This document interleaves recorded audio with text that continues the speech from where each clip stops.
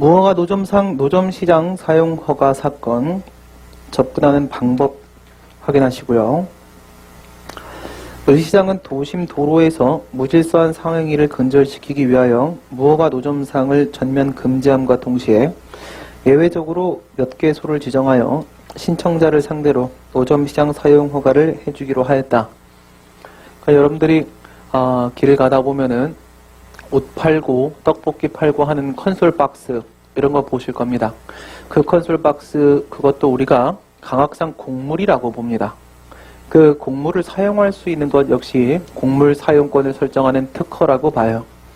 근데 여러분들이 그 같은 곡물법 접근이 쉽지 않을 거라고 판단이 들기 때문에 다른 방법으로 접근을 했습니다. 노점시장 사용 허가를 하게 되면 그 도로의 일부분을 사용하여 노점시장을 하는 것이기 때문에 그것은 우리가 도로조명허가의 일종이다. 이렇게 접근하셔도 틀린 게 아닙니다. 도로조명허가는 여러분들이 익숙하시니까 도로조명허가로 대체 검토를 하도록 하겠습니다. 노점시장 사용허가를 신청을 하였는 바 그렇게 되면 특허 신청이죠. 의시장은 가볍게 사용허가를 해주면서 행정청은 공익상 필요에 의하여 언제든지 노점시장 시설 사용허가를 철회할 수 있다. 붙어있는 부관이 뭔지를 생각을 해보세요. 조건, 기한, 부담, 철회권 유보 중에서 공익상 필요가 발생하면 철회할 수 있다. 철회권 유보겠죠. 철회권 유보입니다. 부관의 내용 안에 취소라는 표현이 들어가면 철회권 유보라고 했습니다. 기타 부관 처리되고 노점시설 영업을 타인에게 양도할 때 시장의 인가를 얻어야 한다. 이거는 일정한 자기 의무를 부과하고 있죠.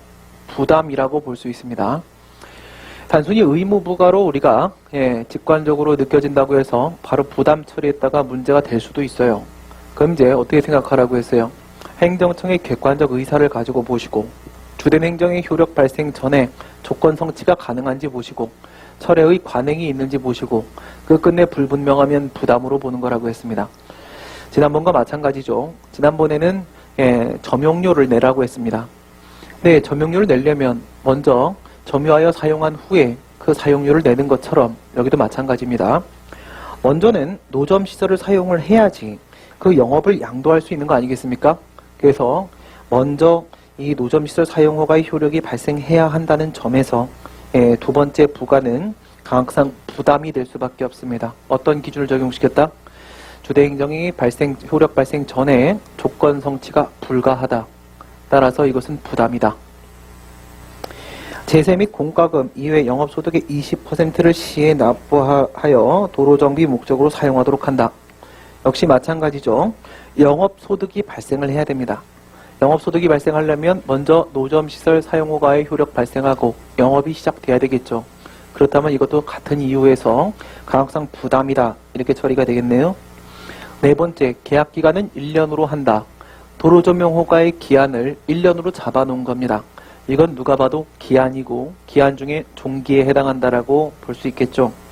위 사항을 위반할 때는 언제든지 노점시설 사용허가 처분을 취소한다는 내용의 조건을 부과했다. 역시 부관 내용 안에 취소라는 표현이 들어있습니다. 그러면 이거는 철회권 유보가 되겠죠. 정리하면 1번과 5번은 철회권 유보가 되고 2번과 3번은 부담이 되며 4번은 기한이 되는 겁니다. 그러면 부담 2개, 기타 부관 3개입니다. 부담 2개, 기타 부관 3개. 갑은 위 조건의 내용이 너무나 과중하다고 생각하여 소송으로 다투려고 한다. 이런 데 속으시면 안 되죠. 부관 많다고 과중한 건 아닙니다. 부관 많다고 위법인 건 아니고 각각의 부관이 위법인지를 봐야 되는 거겠죠. 그 방법과 승소 가능성에 대해서 논하시오. 상당히 부관 문제 중에서는 난도가 높은 문제입니다. 우선 부관이 여러 개가 등장하고 있는 것뿐만 아니라 위법한 부관을 다툴 수 있는 모든 방법을 다 묻고 있습니다. 그러면 소송으로 다툴린다고 했으니까 심판은 이제 제끼고 생각하겠습니다. 소송으로 들어오시고 소송에서 4가지 여러분들이 고려하시면 되죠. 일부 취송이 있고 전체 취송이 있고 거부처분 취송이 있고 의무행송이 있고 4개를 가지고 생각하시면 됩니다. 먼저 결론 생각해 보세요.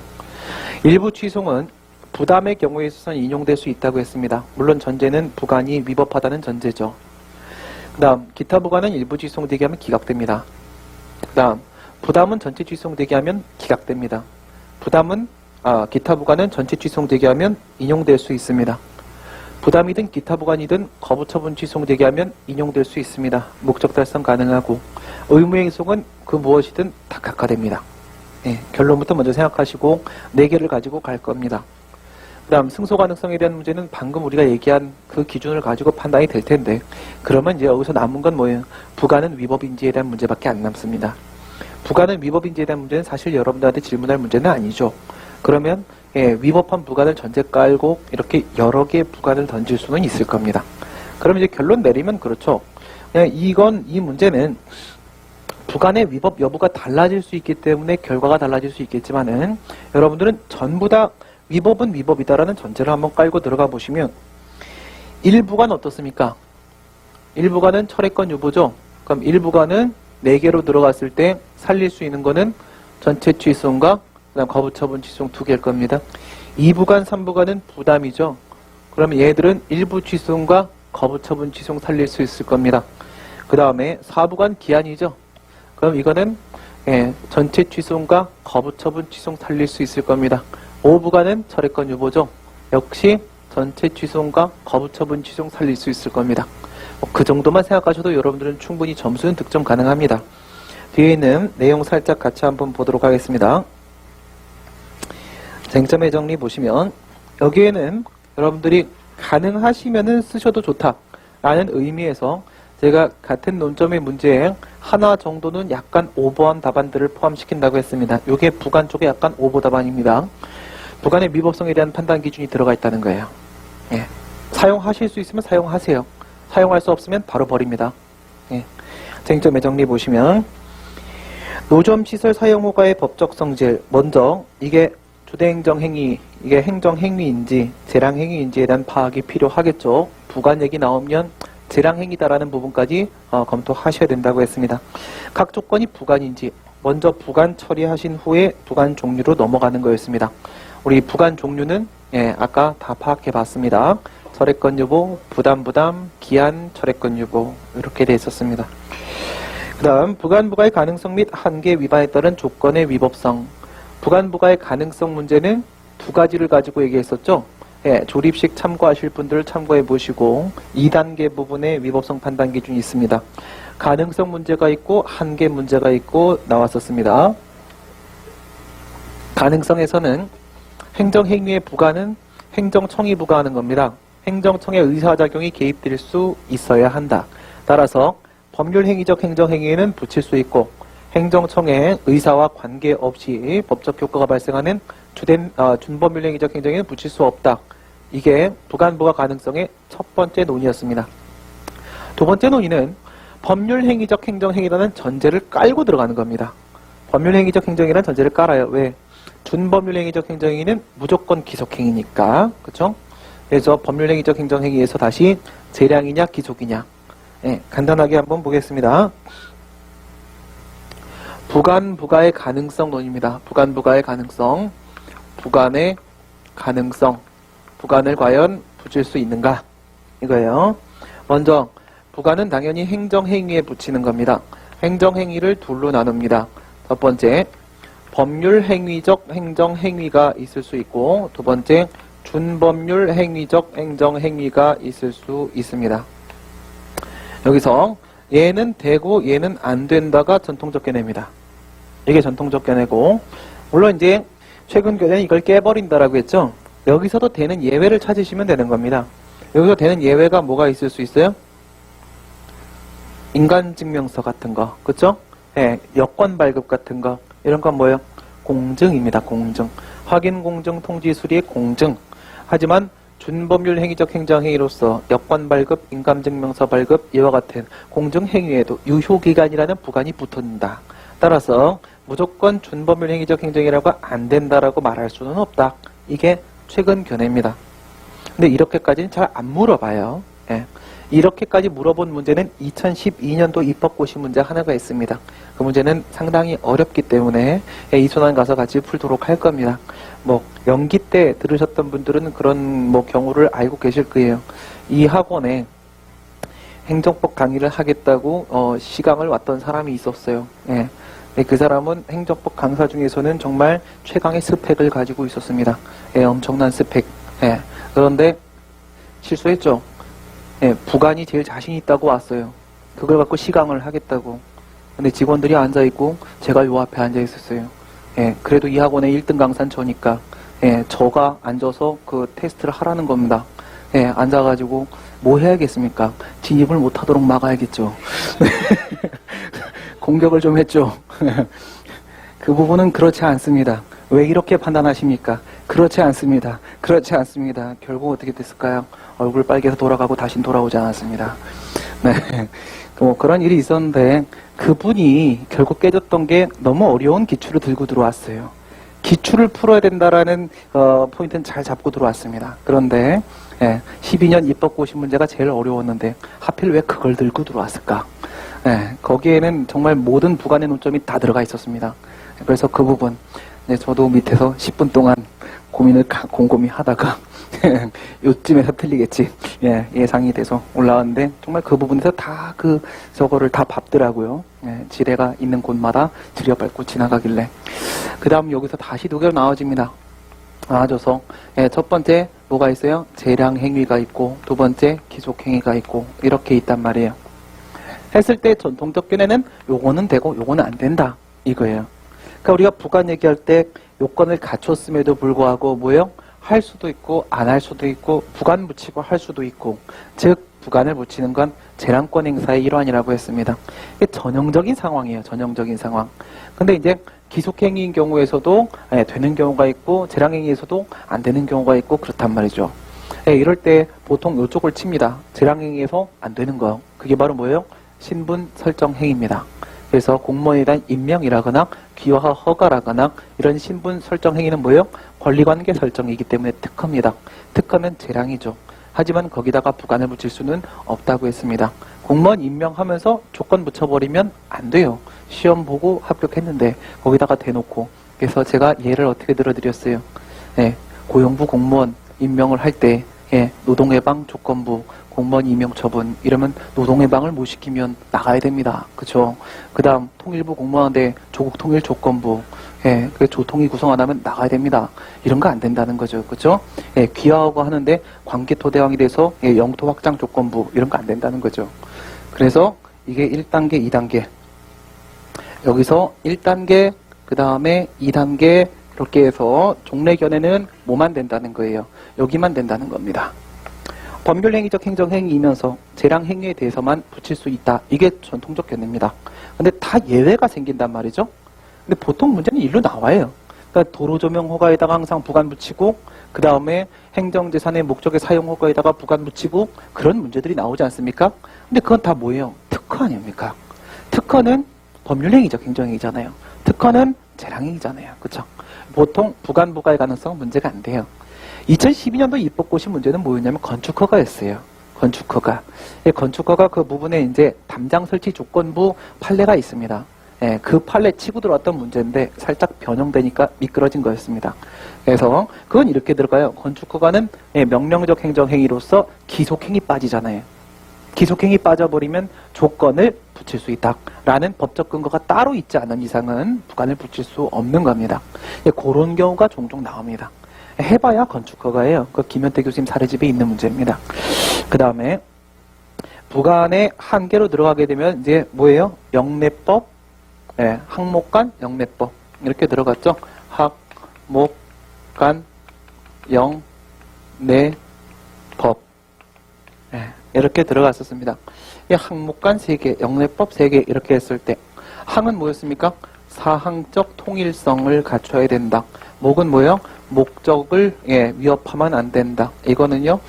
시간에 사후적 부관 붙이는 건 안 된다. 시간적 동시성 말하는 겁니다. 그 다음 영은 뭡니까? 이거는 법령에 위반되면 안 된다. 이거는 내용상 한계를 말하는 거고 이거는 행정법의 일반 원칙을 말하는 건데 아주 상식적이에요. 그러니까 사항적 통일성이라는 것은 주된 행정행위와 그 다음에 부관에 있어서 부당결부금지원칙에 위반되면 안 된다라는 거예요. 주된 행정이 뭡니까? 허가 주는 거잖아요. 그치? 이게 바로 뭐야? 주된 급부입니다. 주는 주된 급부하고 그 다음에 갖다가 붙이는 부관 반대 급부하고 주된 급부와 반대 급부 사이에 있어서 일정한 실체적 관련성을 맺어야 된다라는 거예요. 하등 관련 없는 거 하라고 하면 안 된다는 거죠. 그거 제가 만든 문제 뭐 갖고 얘기 드렸어요? 종로경찰서 구내식당 사용허가 해주면서 종각파출소 증축 조건 붙이는 거. 그 구내식당 하는 거하고 저기 가갖고 파출소 리모델링 하는 거하고 아무 관계가 없다는 겁니다. 이런 건 인정이 안 되는 거예요. 그죠? 그게 부당결부금 전칙 위반하지 마라 이런 거고, 목적상 한계, 이건 판례가 있죠. 기선 선방 어업 허가를 해주면서 부속선을 사용하지 못하게 한다. 그 어업 허가를 해주면서 부속선을 사용 안 하면 어업을 못 해요. 그죠? 그럼 장난하는 거죠. 그죠? 그런 건 안 된다는 거예요. 시간상 한계, 아무 때나 막 붙이면 안 되고, 부가는 주된 행정이 발급할 때 동시에 붙여야 되는 것이다. 이거죠. 그때 이제 시간 놓쳐놓고 뒤에 가고, 야, 생각해보니까 이것도 좀 필요하고, 생각해보니까 저것도 좀 필요하고, 계속 갖다 붙여버리면 한도 끝도 없습니다. 그럼 국민의 법률 생활의 안정성을 너무 심각하게 깬다는 거예요. 그 다음, 법령상 한계, 이게 바로 그거예요. 건축허가에다가 담장 설치 조건 붙이는 거. 건축관계법령에 보게 되면 담장 없어도 된다고 돼 있어요. 집에 담장 없어도 되고, 담장 만드는 친구들은 만들었다고 자기완결적 신고만 좀 해달라. 이렇게 써 있어요. 근데 행정청이 건축허가 하면서 담장 꼭 만들어라라고 의무를 부과해버리면 어떻게 돼요? 이거는 소가 대를 배제하는 거니까 건축관계법령은 담장 설치 조건을 못 붙이게 한 거였단 말이죠. 임의적인 거예요. 만들려면 만들고 말려면 말고. 근데 의무 부과해버리면 근거법에 위반되는 겁니다. 주된 행정행위의 근거법에 위반되는 부과는 안 되는 것이다. 그런 얘기고, 그 다음 내용상 한계, 이거 뭐예요? 실현 가능성, 명확성 얘기하는 겁니다. 그래서 뭐 달을 따와라. 너도 못 따오고 나도 못 따오는데 그런 거, 그죠? 철거해라. 무엇을? 아무거나 막 철거하고 돌아다니면 안 돼요, 그죠? 무엇을 철거해야 될지 명확하게 알려줘야 되고, 그 다음 가능한 거, 실현 가능한 거를 하라고 붙여야 된다 이거죠. 그 다음 뭐예요? 부관 붙이는 건 재량행위에서 재량권 행사하는 거니까 재량의 하자랑 똑같은 요건이 붙는 거예요. 행정법의 일반 원칙, 불문법에 위반하면 안 된다. 이런 것들입니다. 그럼 여기다가 한번 적용을 시켜보세요.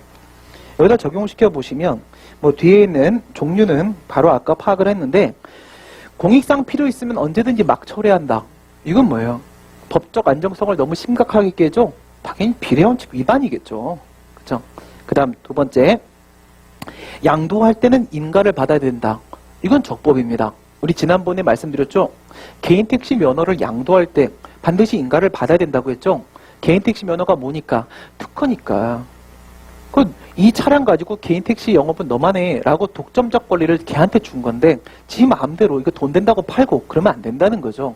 행정청이 동의를 해줘야 돼요. 이것도 마찬가지예요. 이 컨설박스에서 하는 건 너만 가능한 거야 라고 이렇게, 여기서 노점시설 너만 하는 거야 라고 했는데 그 돈 좀 된다고 막 팔고 그러면 안 돼요. 반드시 인가 받아야 돼요.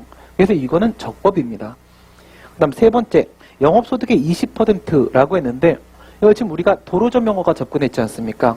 근데 68조에 보게 되면 점용료 규정이 있죠? 도로점용료 규정이 있는데, 이 20%가 돈 많이 벌면 점용료를 돌파하고요. 적게 벌면 점용료 미칩니다. 그러면 점용료 돌파해버리면 법적 근거 없는 부관이 돼버리는 겁니다. 침익적 작용은 반드시 법적 근거 있어야 되는 거예요. 법률여부 위반이 될 가능성이 다분하죠. 그 다음 네 번째, 계약기간은 1년으로 한다. 도로관계법령에 따르게 되면 3년의 범위 내에서 도로조명을 해주게 돼 있는데 1년이면 3년 이상 아니기 때문에 법에 따라 한 겁니다. 이건 전혀 문제가 없어요. 법에 써 있는 대로 한 거예요. 그 다음 위사항을 위반할 땐 언제든지 취소할 수 있다라고 했는데, 위사항이 위법이면 얘도 위법이고 위사항이 적법이면 얘도 적법이 되는 겁니다. 그럼 위사항에서 위반을 할 만한 게 뭐가 있습니까? 2번, 그 다음 3번 위반할 수 있겠죠. 2번, 3번 위반할 수 있을 겁니다. 나머지는 위반을 할 수가 없죠. 그쵸? 그래서 2번, 3번이 위법이면 5번도 위법이 되는 거예요. 그럼 여기서 위법이 될 만한 건 뭐가 있습니까? 1번 위법이 될 만하고요. 그 다음에 3번 위법이 될 만하고요. 3번으로 인해 5번도 위법이 될 만합니다. 그 위법 소지 가능성 있는 것은 135죠. 135. 이럴 때 문제 어떻게 푸는 거예요? 일부 취송을 먼저 갖다 끌어다 붙이겠죠. 나머지 답은 여러분들이 보시면 충분히 이해가 되시고, 먼저 예, 일부 취소송 먼저 꺼내고 전체 취소송, 거부처분 취소송, 그 다음 의무행송을 보내는 순서가 될 겁니다. 그럼 일부 취소송 쪽에서 독립쟁송, 독립취소 가능성 논의를 하겠죠. 독립쟁송 부분에서는 5개를 다 걸고 들어가셔야 되는 거겠죠. 그렇죠? 이거 소송 요건이니까. 그 다음에 본안에 가고 위법의 가능성이 있는 거 135를 잡아내죠. 135를 가지고 독립취소 가능성 논의를 들어가는 겁니다. 그렇죠? 그럼 135에서 예, 1하고 5는 기타 부관이고 3은 부담이잖아요. 독립 취소 가능성 가게 되면 1, 5는 깨지고 3은 살릴 겁니다. 그래서 1, 5는 결국 인용 판결이 1, 5는 기각 판결이 나올 거예요. 나머지는 가될 거고요. 그죠? 그 다음에 3은 인용 판결이 나올 겁니다. 그다음 다시 1, 3, 5에서 전체 취소 가게 되면 1, 5 살리고 3 죽일 겁니다. 그 다음에 거부처분 취소 가게 되면 1, 3, 5를 살릴 수 있을 거고요.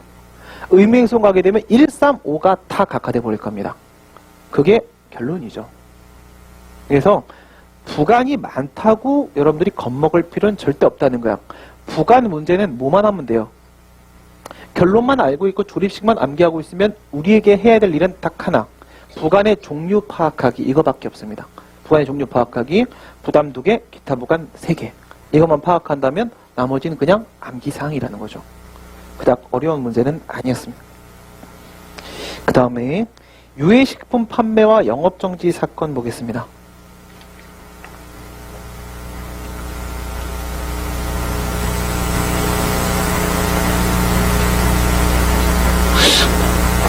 우리가 지금까지 이제 풀고 있는 문제 숫자는 총 46개로 파악했습니다. 46개. 그러면 이제 54개가 남은 게 이순환 때 가서 이제 54개를 더 풀게 되는 겁니다. 우리가 연기 때 11개를 풀었고, 그 다음에 35개를 지금 여기서 푼 거고, 그 다음에 나머지 54개를 이순환 가서 풀면 이제 100개가 맞춰집니다. 말씀드린 대로 기출이 끝나고 나면 그 다음에 모의고사로 넘어가야 되고, 모의고사 끝나고 나면 최신 판례로 넘어가야 되고, 거기 끝나고 나면 이제 15대비 모의고사로 넘어가게 되는 이런 단계로 갑니다. 갈 길이 멀죠? 네, 여기서 욕심 부리시면 안 됩니다. 그냥 가는 겁니다. 네, 100개 문제를 선생님처럼 다 암기하면 점수를 몇 점이나 받을 수 있을까요? 네, 못 암기합니다. 네, 그러니까 불가능하다는 거 인정하시고 그냥 계속 익숙하게 하시는 거고 매핑하는 거예요. 매핑. 네, 부단히 가는 거지 완성이라는 건 절대로 없을 겁니다. 그러니까 시험을 안 봐봐서 그런 말이 나오는 거예요. 시험 봐본 사람은 절대 그런 대도 않는 욕심 부리지도 않고 그런 호언장담 따위 하지 않습니다. 예, 시험 전날 되면 내가 가지고 있는 게 아무것도 없다는 걸 알게 돼요. 그건 언제 갖게 되냐? 강사를 하면 갖게 됩니다. 그렇죠? 성공적으로 100개를 암기하시면 시험에 떨어지고 강사를 할 수 있습니다.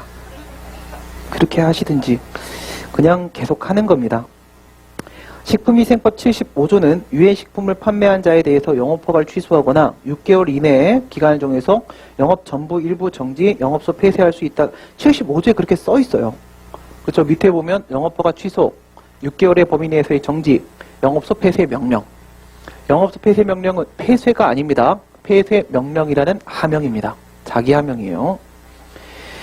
규정하고 있다. 그런데 지역 간 제재 처분의 불규정이 문제가 되자 법률에서 재량행위로 두고 있으면 예, 지역마다 다 엉망진창이겠죠. 여기서는 영업허가 취소하고 쟤는 하루에 영업정지하고 막 엉망진창. 그러니까 뭐가 만들어져요? 재량준칙이 만들어진다. 재량권 행사의 기준으로서 재량준칙이 만들어진다. 국무총리는 총리령 제재처분의 기준을 정하였다. 원래 문제는 보건복지부령이죠. 근데 제가 뭐예요? 법이 바뀌었기 때문에 총리령 처리하고 있는 것뿐입니다. 총리령이 정하고 있는 제재처분 기준에는 예, 한 번 위반하면 15일의 영업정지를 규정을 하고 있다. 유해식품을 판매하다 처음 적발된 을에 대해서 3월에 영업정지 처분을 내렸다. 몇 개월로 나왔습니까? 3개월로 나왔습니다. 물론 여기서 15일이라고 되어 있는데 3월을 했으니까 위법이 아닐까? 네, 이런 생각이 드실 수도 있는데 밑에 보면 설문 2번에 좀 달리 나옵니다. 영업정지 처분에 대한 제소기한이 종료되고 영업정지 기한도 지난 후에 왜 그래요? 3월이니까 양쪽 다 90일이니까 한쪽이 지나면 한쪽도 지납니다. 영업정지 기간이 지나면 제소기한도 지나고 제소기한이 지나면 정지기한도 지납니다. 그래서 지난 후에 을이 판매한 식품이 유해하지 않다고 판명되었다. 바로 뭐죠? 요건 깨버린 겁니다. 이거 왜 깼는지 느낌 오시죠? 위에서 총리령으로 되어 있습니다. 기준이 뭐예요? 법규 명령 형식의 행정규칙이고 그 시행규칙으로 나왔습니다. 판례에 따르면 법이 아닙니다. 법이 아니면 위반해도 상관없습니다. 그거라는 거죠. 물론 그 이상은 생각하지 마세요. 법이 아니어도 선례가 남겨지면 위법이 될 수 있는데 그러한 단서도 없거니와 여러분들은 작용법 파트를 판단 못하기 때문에 여기서 단순하게 요건 깨주면 위법인 건 분명해진 겁니다. 그렇죠? 예, 단순하게 유해식품 아닌데 제재 들어갔으면 그 자체로서 제재는 위법입니다. 그래서 우리에게 확실한 단서를 준 거예요. 위쪽에서 O일 수도 X일 수도 있기 때문에 준 겁니다. 이럴 때 그냥 받아들이세요. 더 확실한 게 있으면 확실한 걸 잡으세요. 그래서 위법은 맞다 이거야. 제소기간도 종료되고 정지기간도 지난 후에 유해하지 않다고 판명이 되었는데 영업정지 처분에 대한 취소를 제기하고자 한다. 인용 가능성을 논하시오. 이건 정말 무식한 페이크죠. 본안에 들어갈 수 있다면 위법인 건 분명합니다. 위법인 게 분명하면 인용이 되겠죠. 본안에 들어간다는 전제가 깔려야죠. 그러면 여기서 요건은 뭐가 문제네? 대상적격 문제 없죠. 상대방 원고적격 문제 없죠. 행정청 피고 문제 없죠. 예, 전치주의 적용사항 아니죠. 다 문제 없습니다. 문제는 딱 떨어지는 거 정지기간, 제소기간 두 개입니다. 근데 전에 여러분들한테 제가 말씀드리기를 이런 문제는 어떻게 나누라고 해서 크게 제소 전과 후를 나누라고 했죠. 소재기 전, 소재기 후 했을 때 한쪽은 인정, 한쪽은 유지의 문제라고 했습니다. 이거는 제소 전 상태잖아요. 소재기 전 상태입니다. 소재기 전 들어오는 순간 3개월 들어오면 무조건 예민하게 반응하셔야 돼요. 소재기 전인데 3개월이다. 그럼 제소기한 물립니다. 그렇죠? 이게 그때 제가 말씀드렸던 그 문제예요. 어떻게 넘어가? 먼저 협의 수익부터 깔고 들어간다. 가중요건 규정으로 살린다. 살렸으나 제소기한은 피할 수가 없다. 결국 제소기한에 막혔다. 각하된다. 인용 안 된다. 이거죠. 이거 굳이 들어가고 위법인지 아닌지 판단할 가치도 없는 겁니다. 소송요건 깨져버린다는 거죠. 그러니까 이럴 때 괜히 막 인용 가능한가? 난 할 줄 모르는데 그러지 마요. 다 길은 열어놓고 문제 내는 겁니다. 알겠죠? 예, 네, 각하됩니다. 제소기간입니다. 그 다음 문제 보겠습니다. 청소년 유흥접객원 고용과 영업허가 취소 사건. 청소년 유흥접객원 고용과 영업허가 취소 사건.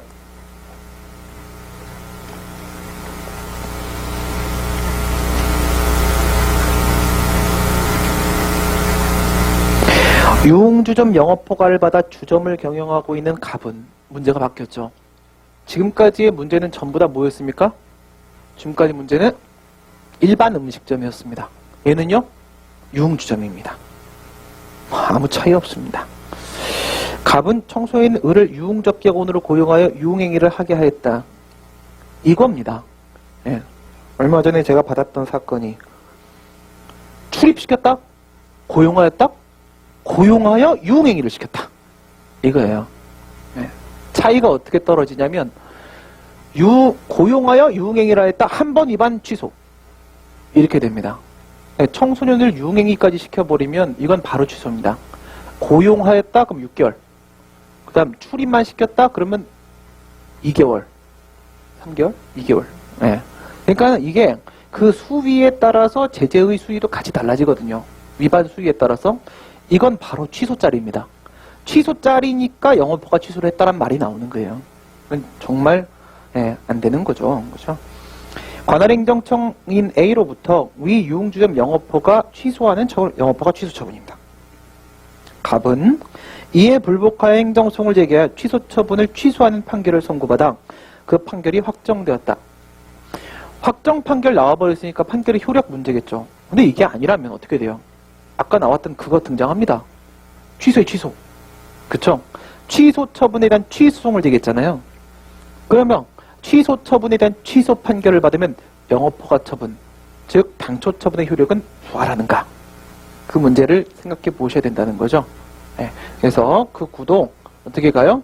맨 처음에 당초 처분으로 원처분이 있다 이거예요.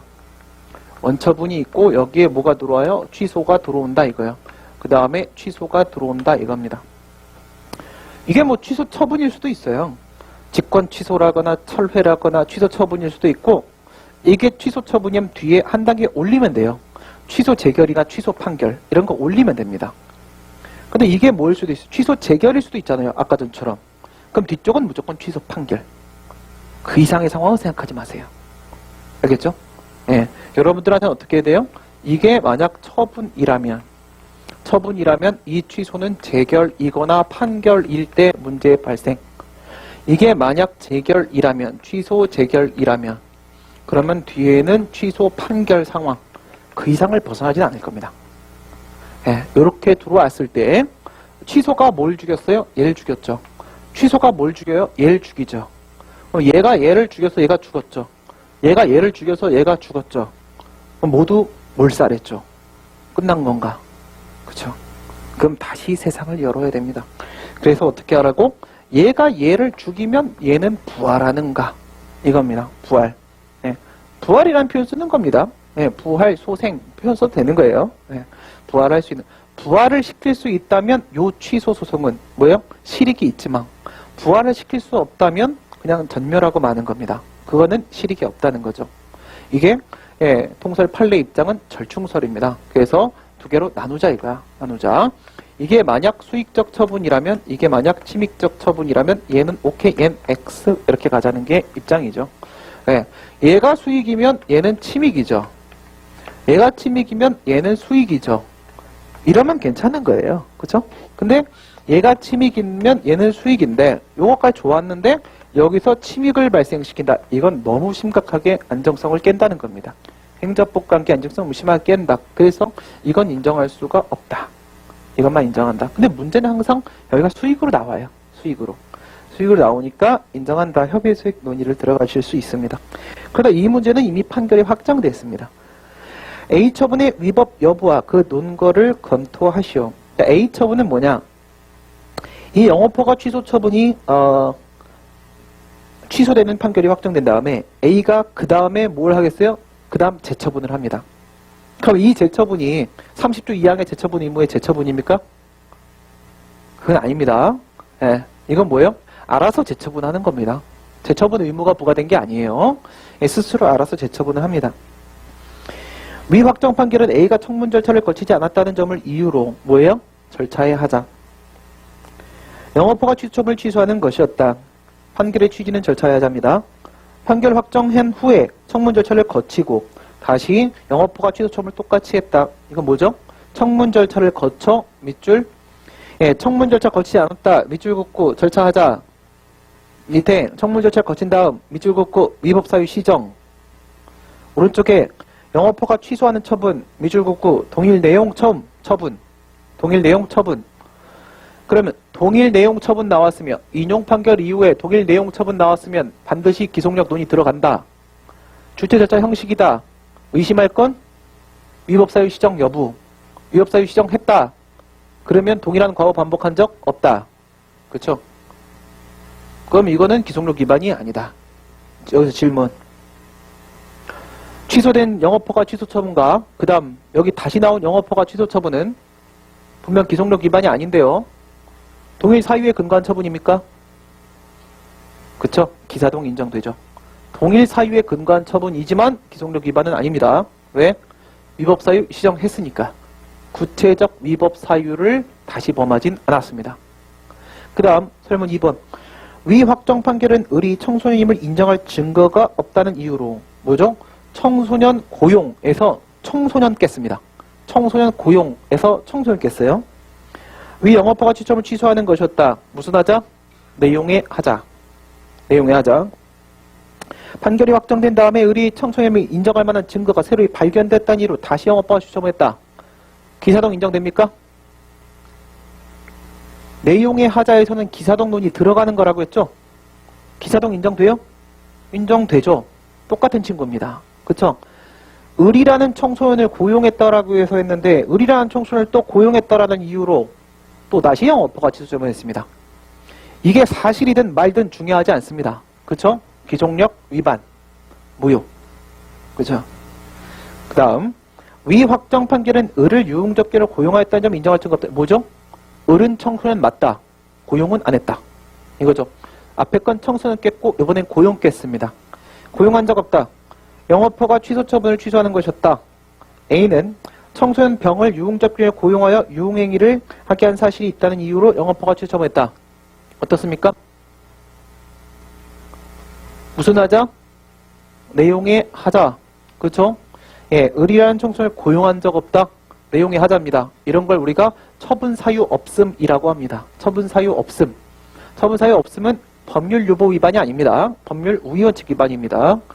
법에 나와 있는 처분 사유, 그 제재 사유 이 상황에 이 사건에 없다. 그 얘기예요. 이 사건에 없다. 처분 사유 없음. 이거는 법률 우위 원칙 위반입니다. 성문법 위반이에요. 어쨌든 법률 유보이든 법률 우위이든 내용의 하자입니다. 내용의 하자, 기사동 생각 떠올려야겠죠? 기사동 인정됩니까? 이게 바로 법구 사기의 대표적 케이스죠. 법구 사기. 기사동은 뭐라고? 법률적으로 평가하기 전에 구체적 사실에 착안하여 사회적 사실관계가 기본적인 점에서 동일한지 법률적 평가하면 둘 다 뭐예요? 앞에 것도 청소년을 유흥접객용 고용했다라고 한 거고 이것도 청소년을 유흥접객용 고용했다라고 한 겁니다. 법률적 평가하면 기사동 인정됩니다. 법률적 평가 전이라고 했죠. 그러면 갑과 을은 같은 사람인가 다른 사람인 거죠. 네, 다른 사람이죠. 그렇죠? 다른 사람이니까 기사동 깨집니다. 깨지면 기속력 위반이 아니다. 그 다음 네 번째, 영업허가 취소면 지나치게 가혹하여 재량권 일탈 남용이다. 비례원칙 위반이죠. 네, 이것도 역시 마찬가지로 뭐예요? 이건 불문법 위반이죠. 내용의 하자. 기사동 논이 들어간다. 들어갔는데 위 확정 판결 후에 갑에게 영업정지 3개월 하였다. 기속력 위반입니까? 아니죠. 앞에 건 영업허가 취소고 뒤에 건 영업정지니까 그렇죠. 그렇죠. 아니죠. 내용 달라도 상관없습니다. 내용은 중요한 문제가 아니죠. 뭐가 문제돼요? 사유가 문제입니다. 그죠? 예를 들어갖고 이 친구는 제재 사유가 없다. 얘는 잘못을 안 했어요. 제재 사유가 아무것도 없어. 근데 얘한테 영업허가 취소를 했어요. 야, 제재 사유도 없는 친구한테 왜 제재 처분하니? 하고 취소 판결했어요. 그리고 나서 얘가 요번에 영업정지했어요. 똑같은 사유로. 얘는 제재 사유 없다니까요. 아무 제재 처분하면 안 된다니까요. 아까 건 영업허가 취소고 요번 건 영업정지라고 하더라도 기속력 위반입니다. 판결의 취지의 실질을 보시라고요. 내용이 달라졌다고 해서 기속력 위반이 안 되는 게 아니에요. 함정이죠. 무슨 말이에요? 가혹하다 했어요. 쉽게 생각을 해갖고 이런 문제는 그냥 식구 몇 명인지 생각하시면 돼요. 이 친구 혼자 사는 줄 알았다. 혼자 자기만 먹고 살면 되는 줄 알았다. 이 새끼 잘못한 거 맞다. 영업허가 취소했다. 근데 알고 보니까 식솔이 너무 많아. 이럴 땐 줄여줘야 됩니다. 줄여줘야 돼. 그래서 얘한테는 너무 가혹하다 해서 영업허가 취소를 한 거예요. 법원은 전체 취소할 수밖에 없잖아. 얘는 좀 돌봐줘야 된다. 너무 가혹하다. 그랬으면 뭐 해야 돼요? 식구가 많다는 사유를 처분 사유에 포함하고 영업정지를 내린 겁니다. 영업정지 내린 게 중요한 게 아니에요. 식구가 많다라는 처분 사유가 추가됐다라는 거예요. 처분 사유가 바뀌었습니다. 그렇잖아요. 사유의 기사동이 깨진 거지 내용의 또 동일성 여부는 중요한 문제가 아니라는 겁니다. 뭘 갖고 기억하라고? 1, 2, 3의 요건을 충족했다. 1, 2, 3의 요건을 충족해서 뭐 했다고요? 영업허가 허가 취소했다. 그 다음에 영업 정지했다. 이렇게 했는데 이게 취소가 된 겁니다. 취소가 된 이유가 뭐라고? 이게 없다고. 제재 사유가 없다는 겁니다. 제재 사유가 없으면 이것도 못하는 것뿐만 아니라 이것도 못하는 겁니다. 알겠어요? 그러면 취소 판결 나온 다음에 이렇게 바꿨어. 이게 취소의 대상이 됐던 처분이고 이게 재처분입니다. 서로 내용이 다르니까 기속력 위반이 아닌 거예요? 아니잖아요. 똑같은 잘못도 범했잖아요. 얘는 잘못 없다는데 또 잘못했다라고 우기고 있는 거잖아. 그쵸? 예. 처분의 내용은 중요하지 않다. 뭐가 중요하다? 사유가 중요하다. 그럼 우리가 항상 사유 쪽에서 기사동 얘기를 하는 겁니다. 처분의 내용 페이크에 넘어가시면 안 된다는 거예요. 그게 기속력에 대한 종합 사례인데 이런 문제 어떻게 푸는 거야? 뒤에 답 보시면 앞에다가 의성정범위 쭉 갑니다. 기속력에 대한 일반론 쭉 깔고 맨 끝에 뭐예요? 한 세 줄 설문 1의 해결, 설문 2의 해결, 설문 3의 해결, 설문 4의 해결. 이게 대표적인 도치예요. 도치 답안입니다. 그 다음 한약사가 한약 이미 조제한 사건은 안 풉니다. 이건 여러분들 12년도 문제랑 똑같아요. 네. 똑같으니까 그냥 이런 문제가, 그러니까 이 문제가 한미약품 사건 문제가 도대체 몇 번이 나왔냐는 거야. 이러고 앉아 있었으니, 예? 여러분들 12년도잖아요. 그쵸? 근데 요거 행정고시 나왔죠. 지난번에 앞에서 사시도 봤었고요. 입시도 있었어요. 그러니까 한미약품 사건 갖고 처분적 법규 명령에 대한 소송 문제가 앞에서 모든 곳이 다 깔려 있었어요. 그러니까 노무사 시험에 하등 관심도 없던 제가 12년에 들어오자마자 바로 찍어 맞췄던 이유는 그냥 행정법에서 중요한 논점이에요. 그냥 그렇게 나오는 거예요. 알겠죠? 그냥 저 따라오시면 돼요. 네. 그 다음 보시면 살모넬라병에 감염된, 이건 아주 쉬운 문제입니다. 살모넬라,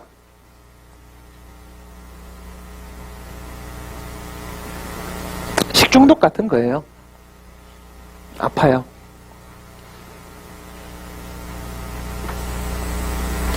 우리가 아까 전에 의무이행 확보수단 이런 얘기를 했습니다. 의무이행 확보수단 기억나시죠?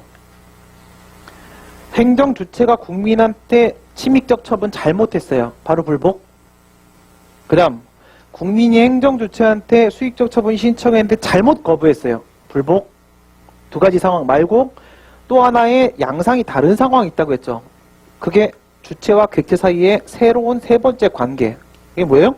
행정주체가 행정계획체한테 적법하게 하명했어요. 의무 부과했는데 이 친구가 의무를 이행 안 해. 그래서 뭐 한다고요? 자력집행력 들어간다고요. 그쵸? 네, 강제수단 들어가는 거. 그런 걸 우리가 의무이행 확보수단이라고 합니다. 의무이행 확보수단. 예, 전통적인 의무이행 확보수단이 있고 그 다음에 새로운 의무이행 확보수단이 있어요. 전통적 의무이행 확보수단은 크게 두 개로 나눠집니다. 첫 번째 행정강제수단이 있고요. 행정강제 방법이 있습니다. 이거 다 제 교과서에 있습니다. 예, 그 다음 행정벌이 있습니다. 행정벌. 다시 행정강제에는 행정상의 강제집행이 있습니다. 강제집행. 그 다음 행정상의 즉시강제가 있고요. 행정벌에는 행정형벌이 있고 그 다음에 행정질서벌이 있습니다. 그러니까 형법상 형명이 있는 벌은 행정형벌이고요. 그 다음에 이건 과태료입니다. 과태료. 새로운 의무이행 확보수단 여기에 들어가는 게 바로 과징금입니다. 여러분들이 여러 번 봤던 거. 또 뭐 봤죠? 우리 건축신고 사건 판례에서 장래 위험 걸고 들어갔던 거 한번 생각해봐요. 뭐뭐 있었어요? 철거 명령이 나올 수도 있다. 이거는 의무이행 확보수단이 아니에요. 그냥 처분이에요. 그 다음에 벌금이 부과될 수도 있다. 벌금은 여기에 들어가 있는 거예요. 그 다음 이행강제금이 부과될 수도 있다. 이행강제금이 부과될 수도 있구나. 그 다음 관어사업 제한이 들어갈 수도 있다. 그 건물 사용하지 못하게 막아버리는 거예요. 그 건물에서 관어사업은 아무것도 못하는 겁니다. 그냥 살아야 돼요. 그쵸? 관어사업 제한. 그 다음 우리 비권력적 사실행위 처분성 얘기할 때 원칙적으로 행정지도는 부정을 하였으나, 그쵸? 행정처분의 외형을 갖추고 있고 국민이 행정처분을 인식할 만한 정도라고 하게 되면 그 불안을 제거하기 위해서 예외적으로 처분성을 인정할 수도 있다. 이렇게 했을 때 첫 번째 행정지도 있죠. 원칙적으로 부정되지만 그게 바로 뭐예요? 전기공급 불가 회신이었습니다. 그게 뭐예요? 공급 거부. 그러니까 한전이 지자체장한테 물어본 거라고요. 저기 니 아리에다가 전기공급 끊어요? 그랬더니 지자체장이 회신 끊어라. 이 하명이 아니에요. 행정기관끼리. 이런 거 행정지도라고 불러요. 그래서 끊어라. 그래서 어떻게 했다고? 끊으러 갔다가 조폭들한테 두드려 맞고 돌아왔다. 그 사건이죠. 그래서 여기서 얘기하는 게 공급 거부. 전기, 가스, 수도 이런 거 끊는 거. 이런 거 말고도 여러 가지 있습니다. 뭐 가산금, 가산세 이런 것들 쭉쭉쭉쭉 빠져나와요. 그 다음 여기 강제 집행에 가게 되면 요즘에 구룡마을 그게 뭐예요? 행정 대집행. 그죠? 수업 시간에 맨날 말하는 포크레인의 움직임을 뉴스에서 보셨죠? 가서 부셔버린단 말이야. 또 뭐가 있을 수 있어요? 엄마요. 제가 지금 여기다 큰일 났죠. 네. 갑자기 쪽팔리게. 그죠?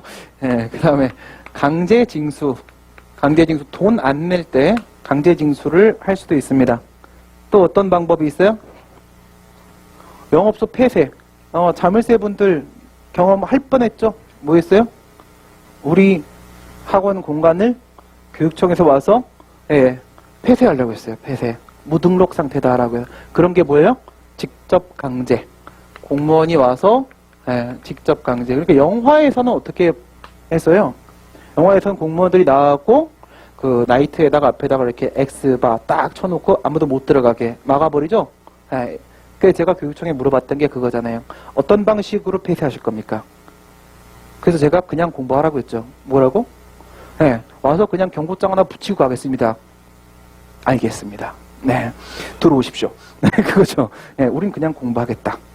직접 강제 이런 거 여기 이제 이행강제금 위로 올라가고 얘랑 차이점 비교하면 되는 거예요. 위에 강제 집행은 사전에 의무를 부과하고요. 즉시 강제는 의무를 부과하지 않습니다. 왜 그런지 아시겠죠? 사전에 의무를 부과할 수 없는 이유가 있는 겁니다. 없는 이유가 뭐가 있을까요? 시간이 너무 급박해. 이런 경우 있을 수 있겠죠. 두 번째, 성질상 의무를 부과할 수가 없어. 이겁니다. 시간이 너무 급박해. 불이 났어요. 이럴 때 의무 부과하고 이러고 앉아있을 시간이 없는 겁니다. 지금 같은 경우 어때요? 살모넬라병. 살모넬라병에 걸린 쇠고기를 팔고 있어요. A시에서 육류 판매업을 영위하고 있는 을은 살모넬라병에 감염된 쇠고기를 보관 판매했던 바 A시장은 이를 인지하고 식품위생법 5조 72조에 근거하여 5조에 보면 병든 동물고기 판매 금지 규정이 있습니다. 집행적 법률. 이런 거 판매하지 마라라는 부작위 의무를 부과하고 있죠. 판매하는 순간 적용됩니다. 반드시 그대로 적용되죠.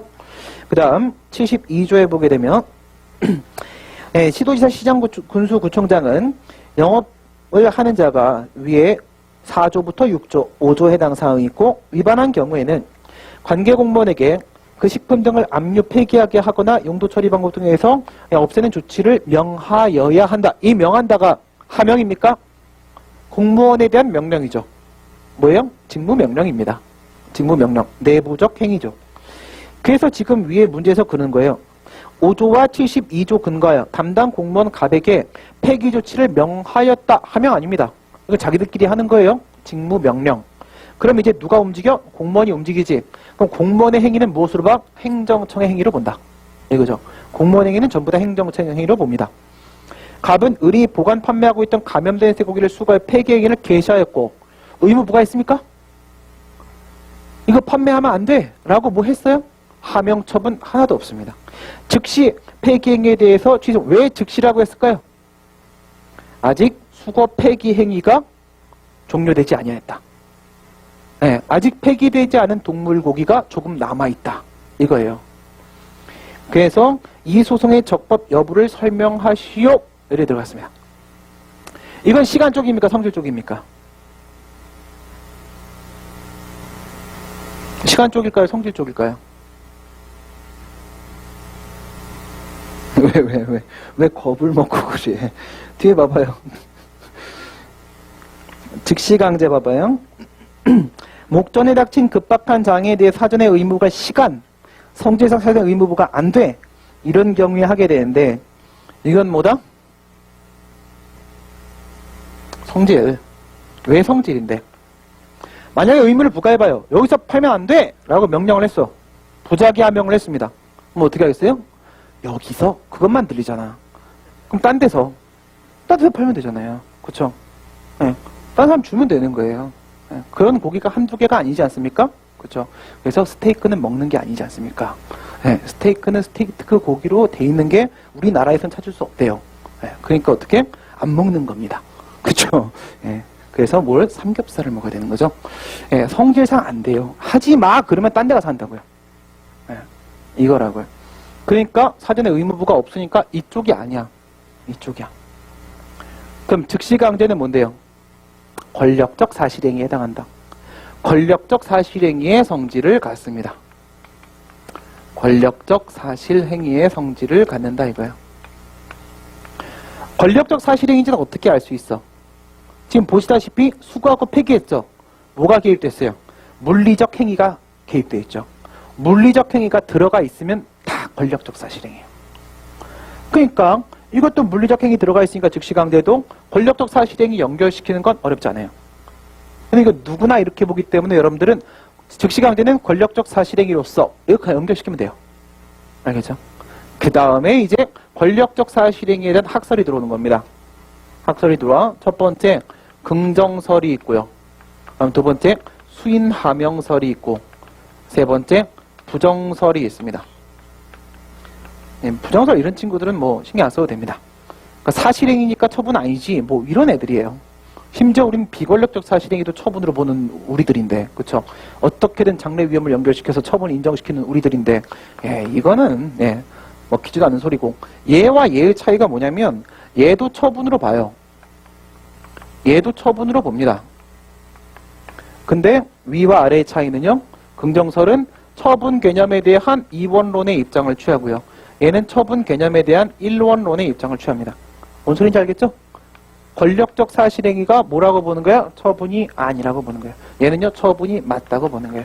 뭐 때문에 처분이라고 보는 거야? 얘는요, 저건 그냥 수인하명이라고 봐요. 그러니까 행정대집행 강제철거 들어가면 저항해도 된다고요? 안 된다고요.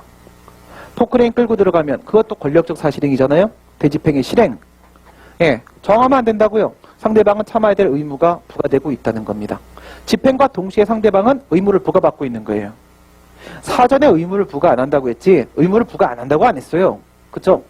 사전에 의무를 부과하지 않는 것뿐 집행과 동시에 의무가 부과되는 겁니다. 무슨 의무가 부과돼요? 수인 의무가 부과되는 거예요. 그냥 수인 하명이야 이렇게 보는 사람들이에요. 얘는 행정행위는 아닌데 공권력 행사니까 처분으로 보자 이렇게 가는 친구들이고요. 그럼 저는 어떻게 보겠어요? 저는 밑에 쪽으로 봅니다.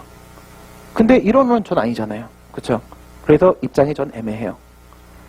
그러니까 권력적 사실행위는 이렇게 보시면 돼요. 이거는 수험적 접근이에요. 권력적 사실행위에 대한 합격생들의 답안을 심심해서 모아본 적이 있어요. 과연 애들은 어떤 식으로 쓰는가? 분명 교수님 책 어디에도 그렇게 접근되어 있는 책은 없어요. 그런데도 불구하고 다들 어떻게 하냐면 첫 번째 수인하명과 플러스 집행행위가 결합되어 있는 합성행위다. 이것은 행정행위고 이것은 당연히 비권력적 사실행위죠. 사실행위다. 어쨌든 뭐라고? 수인하명 부분에서 권리 의무에 영향을 미쳤다. 그러므로 처분이다. 그럼 이렇게 들어가면 1원론 취해도 2원론 취해도 처분으로 연결시킬 수 있잖아요. 그렇죠? 보통 이렇게 써요. 결합되어 있는 합성행위다. 학설 소개하시고 이렇게 검토하시면 됩니다. 학설 소개하고 이렇게 검토하고. 그럼 이런 식의 권력적 사실행위 문제는 제가 왜 저렇게 접근을 하는 것인지 잘 생각해 보시면 저 수인 의무는 언제 부과되고 있는 거죠? 쉽게 강제철거로 생각해 보세요. 강제철거. 포크레인에 들어가서 우리 집을 막 때리고 있어요. 저항하면 돼요? 안 돼요? 안 되죠? 수인 의무 부과되고 있죠? 다 부셨습니다. 포크레인 멈췄어. 수인 의무 부과 있어요? 없어요? 없죠. 법적 효과도 끝났고 처분의 효력도 끝난 겁니다. 무슨 얘기야? 이 밑에 집행행위가 이렇게 깔려있다니까요. 집행행위가 있으면 이걸 참으란 얘기예요. 이거 위에 뭐가 올라타는 거예요? 이 위에 수인하명이 올라타는 게 이게 권력적 사실행위예요. 집행행위가 끝나면 수인하명, 수인의무 부과도 없습니다. 그럼 이제 궁금한 건 뭐야? 이 집행행위 오래 걸려? 아니에요. 금방 다 부셔요. 수거폐기 불태워버리면 끝나요. 그쵸? 이건 바로 뭐야? 단기간에 종료됩니다. 그럼 얘가 단기간에 종료되면 의무 부과의 법적 효과도 단기간에 종료되죠. 효과가 종료되면 효력도 종료되죠. 효력이 종료되면 협의가 깨지죠. 바로 그거예요. 요게 단기간짜리라고요. 단기간짜리니까 요것도 단기간에 끝난다고. 그럼 효력이 금방 소멸된다고? 논점은 처분이 아니야 대상적 격 하나, 그 다음에 협의의 수익 하나. 이 협의의 수익에다가 거는 게 뭐예요? 집행정지. 그쵸? 사이드 메뉴 집행정지 하나 들어오는 겁니다. 그래서 이 지금 즉시란 말이 나온 이유가 뭔데요? 수거 폐기 들어갔다. 우선 수거했을 거 아니야. 그쵸? 가져갔겠지? 지하체로? 가져갔어? 그러면 즉시 취송을 제기해요. 즉시 취송을 제기해서 어떻게 하면 돼요? 바로 집행정지 받아갖고 집행정지문을 갖다 주면 되는 거죠. 그쵸? 불태우려고 하는데 거기다가 집행정지 결정 같이 타면 안 되고, 그치? 그냥 멈추면 되는 거죠. 그래서 협의의 소위까지가 논점입니다. 사실행위니까 대상적격, 권력적이어서 금방 끝나. 그래서 저거는 협의의 소위, 두 개 논점 거는 거예요. 이런 문제는 수두룩빵빵해요. 행정 대집행으로도 많이 나옵니다. 여러분 문제로는 대집행 나올 가능성이 더 크죠. 대집행법이 있으니까. 권력적 사실행위, 대상적격 협의의 소익, 집행정지. 대상적격 협의의 소익, 집행정지. 그 다음에 인근 주민 1조권 침해 건물 건축 허가 사건. 이건 너무 대표적인 문제죠.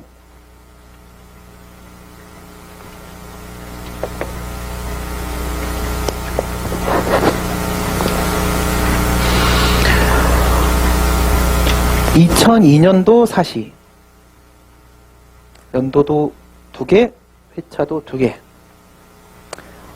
갑은 건축법령상의 고도 제한으로 자기 소유의 대지상에 2층 건물 밖에는 지을 수 없다는 걸 알고 사위의 방법으로 거짓사 거리두이, 완전 거짓말쟁이, 고도 기준선을 낮춰잡아 관할행정청에 3층 건물에 대한 건축허가 신청을 하였는데, 이에 대지의 바로 북쪽에 가옥을 소유하고 있던 을은 위 건물이 완공될 경우 1조권이 침해되기 때문에 위 건물에 대한 건축허가와 공사를 막고자 한다. 건축허가도 막고 싶고요, 공사도 막고 싶어요. 그래서 밑에 설문이 3개입니다. 을이 구제 방법을 생각할 수 있는 항고소송에는, 항고소송만 얘기됩니다. 어떤 것이 있으며 그러한 항고소송에 현행법상 허용되는지, 어떤 것이 있으며 현행법상 허용되는지, 무명 항고소송 들어가 있겠군. 여부를 아래 단계별로 논하시오. 문제에서 아주 각 잡아주려고 최선을 다하고 앉아 있습니다. 그죠?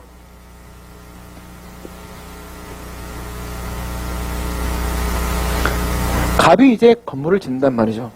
원래 이 동네는 2층밖에 못 짓는 동네란 말이지. 근데 여기 누가 있다고 했어요? 지난번에 이 그림 보셨죠? 여기가 을의 집이에요. 을의 집은 을이니까 2층이에요. 그 다음 여기가 갑이 이제 짓는 겁니다. 갑이 만약에 지으면 3층이야. 갑은 이제 갑질하니까 3층을 지어요. 여기에 뭐가 있어요? 해가 이쪽에 있다는 거야. 해가 있는 쪽이 어느 쪽이야? 남쪽이야. 그럼 이쪽이 어느 쪽이야? 갑 기준으로 북쪽이야. 북쪽이면 여기서 해가 먹혀. 막히면 얘는 해가 안 들어와. 이거예요. 그 1조권 침해에 대한 문제를 주장을 하고 있는 겁니다. 밑에 건축법에 보게 되면 1조 등의 확보를 위한 건축물의 높이 제한 규정이 따로 있죠. 이와 같은 높이 제한 의무를 부과하고 있는 것은 인근 주민들의 1조권을 보호하기 위한 취지로 해석하지 못할 바가 아니다. 그렇지 뭐. 그죠? 목적론적 해석. 그래서 이와 같은 건축물 높이 제한 규정은 1조권 보호를 위한 것으로 해석되죠. 원고적격 어렵지 않게 인정될 거라는 거 예상 가능. 그죠? 설문 1번. 건축허가 나오기 전. 설문 2번. 허가 나온 단계. 설문 3번. 완공. 이런 건 뭐 너무 많이 보던 구도입니다. 1, 2, 3 기가 나눠 들어가기. 해서 건축허가 처분이 나오고, 그 다음에 건물 완공, 그죠? 완공된 시점. 여기 하나, 여기 하나, 여기 하나. 여기가 설문 1번, 설문 2번, 설문 3번 이렇게 들어오죠. 처분이 나오기 전 단계죠. 전 단계면 사전소송 얘기 나와야겠지? 이거는 방어소송입니까? 요구소송입니까? 의뢰 입장에서는 침입적이죠. 방어소송이죠. 사전적 방어소송. 여기서 뭐 들어가야 돼요? 예방적 금지소송. 금지소송. 처분 나왔어.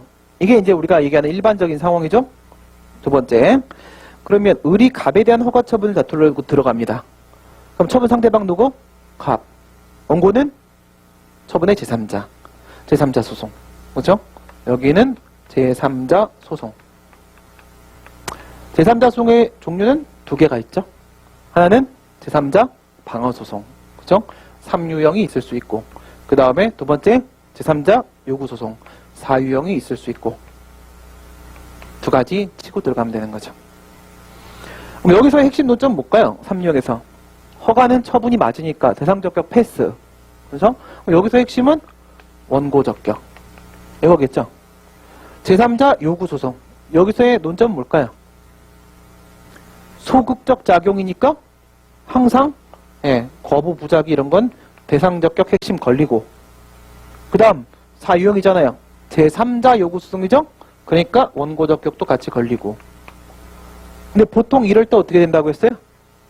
이건 인정될 겁니다. 1조건. 법이 보호하는 이익 인정될 건데 여기까지 신청권.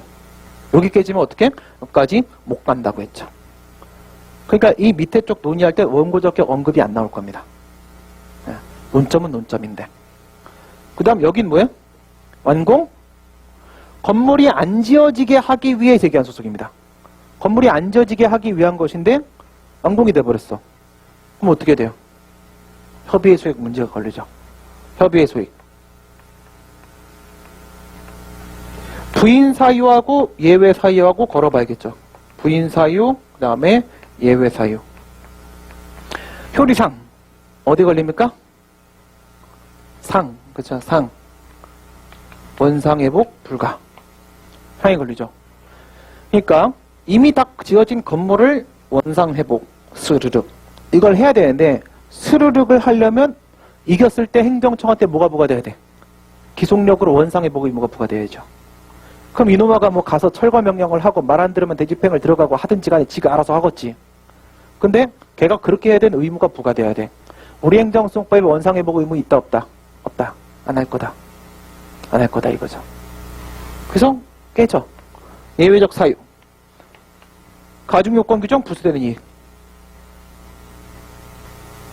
부수지. 여기 가중요건 규정이 있어. 예. 뻔한 부수되는 이익이겠지. 무슨 부수되는 이익이? 우리 지난번에 부당이득 방안 청구, 급여 청구 소송 이런 거 생각해봐요. 위법한 처분 때문에 발생한 결과 상태. 위법한 결과 상태 제거하기, 결과 제거 이익 인정되냐고요. 결과 제거 이익 인정되냐 안 되냐. 이렇게 들어가는 문제죠. 네. 요거는 그러면 결과 제거 청구권이 인정되냐 안 되냐라는 논의죠. 그러니까 뭐야? 취소 판결을 받으면 비로소 결과 제거 청구권이 인정되면 그럼 괜찮은 거지. 네. 비로소 성립되는지 한번 보세요. 결과 제거 청구권 여러분들 2009년도 기출문제죠. 결과 제거 청구권의 성립 요건 생각해 보세요. 성립 요건 4개.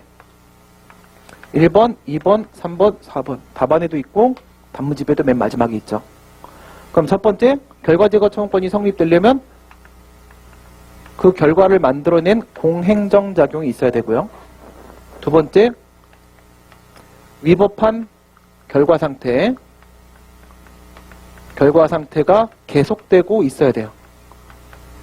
그 다음 세 번째, 그것 땜시 법률상 보호이익, 법률상 이익이 침해되고 있어야 되고요. 마지막, 결과 제거를 할 수 있는 가능성, 허용성, 기대 가능성이 인정돼야 돼요. 당연히 인정되는 거 체크하세요. 얘가 지금 1조건 침해되고 있죠. 조기 원고적격 설문 2에서 인정시킨다면 이거 법률상 이익 침해 패스 인정되죠. 그 다음 건축 허가 때문에 이런 상황이 나타났죠. 건축 허가 당연히 공법행위입니다. 공행정작용 맞음. 2개 남았습니다. 그러면 지금은요. 건축 허가 처분이 살아있죠. 살아있다면 적법한 결과 상태네요. 건물이 취소 판결 받으면 어떻게 돼? 비로소 위법한 결과 상태 되네요. 오씨, 뭐 비로소 될 것 같아 뭔가. 비로소 여기서 하나 될 것 같은 느낌을 주고 있는데 여기서 깨져요. 여기서 뭐가 깨져? 가능성은 뭐야? 사실상 가능성입니다. 법적 허용성입니다. 그 다음 행정 주체에 대한 기대 가능성입니다. 사실상 가능성 뭐야? 예를 들어서 승용차 압류했어. 근데 압류 처분 취소를 제기했어. 달라고 했어. 근데 다 부수졌어. 사실상 가능성이 없죠. 돈으로 줘야지. 내 차 내놔. 없다니까. 네, 줄 수가 없어요. 이런 경우 있을 수 있겠죠. 사실상 가능성이 없어. 법적 허용성. 법에서 그거 안 돼라고 써 있을 때가 있어요. 결과 제거 해주지 마라고 써 있을 때가 있어. 법에서 안 된다고 하면 법적 허용성 깨져요.